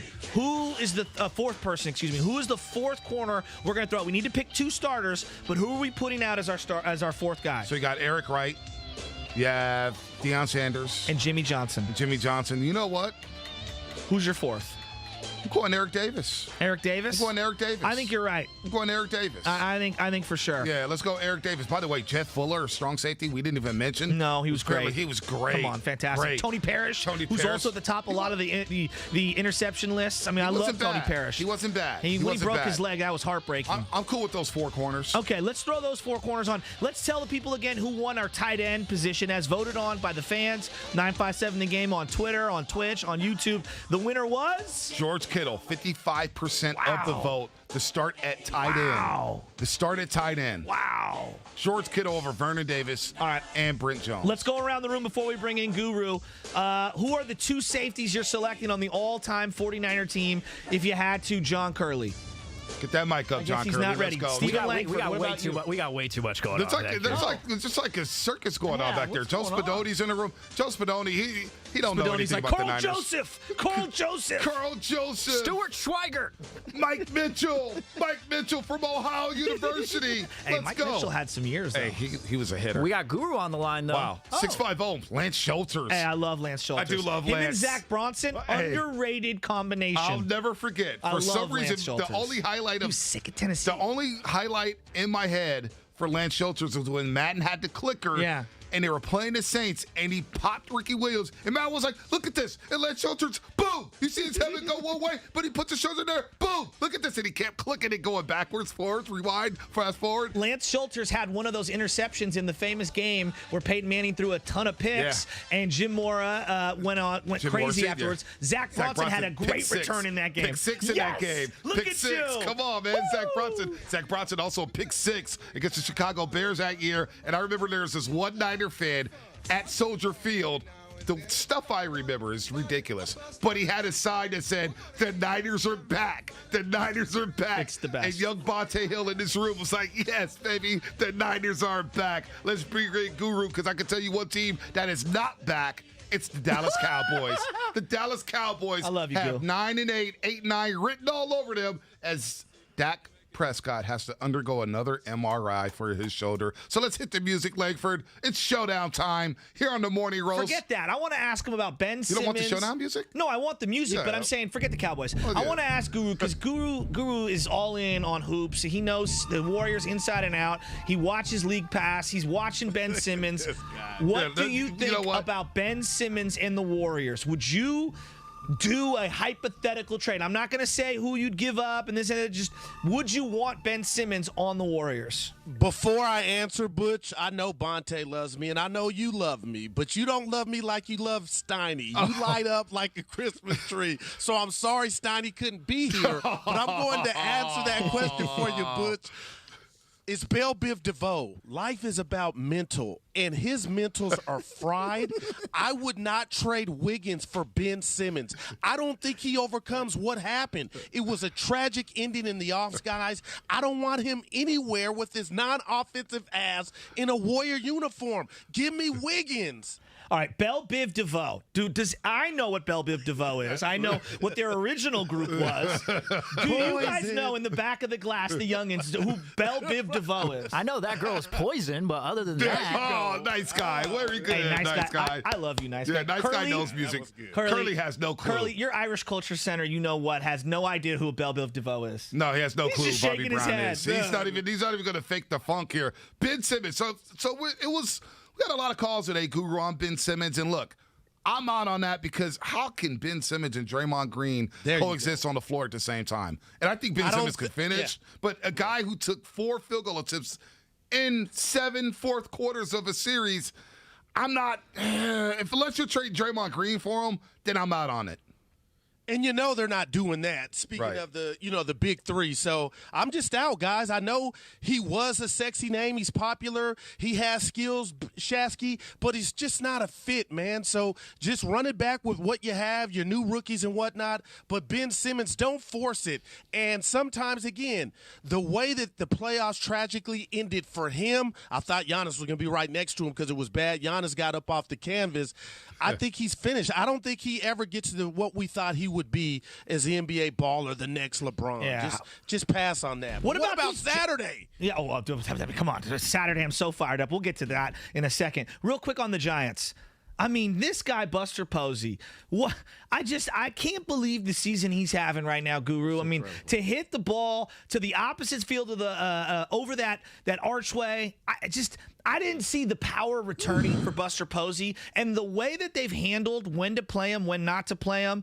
It's really, truly probably the most magical part of what Kapler and his staff has done this year. No doubt. And I'll say this, guys, real quick here. If I see Buster in the streets, I'll hug him. I thought he was D-O-N-E, and it's fascinating just to watch him back. And I know he's not about accolades, but what hurts me, guys, is he can't win the batting title because he doesn't have enough at-bats. But, Bonte, I know he's not in it for that, and it's about the team, but I want that dude to get some hardware. And if he just had a few more homers, he would be up there with in the MVP conversation. 15 home runs on the season for Buster Posey. Crawford hit his 19th last night. Yaz has 18. The Giants have 8 guys with at least 10 home runs on the season. They're mashing the baseball right now, and they take on the Colorado Rockies. So, Guru, I already know you love to say this. It's time to get fat and happy, baby, against the lowly Colorado Rockies before the Mets come to town. But we're getting closer to Saturday, Goo. Trey Lance, Jimmy G. How you feeling about the debut of Trey Lance?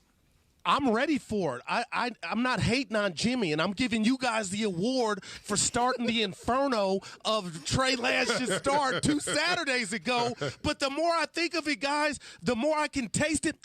But I'm like, Shanahan ain't going to battle week 1 in Detroit with the rookie. I want to be wrong, and you guys got me fired up, and it's out there. But I just know that, come on, think about it, Shasky. This is Jimmy's job, right? Well, Guru, let me ask you this. If Jimmy does lose the job, I'm saying keep Jimmy as a backup.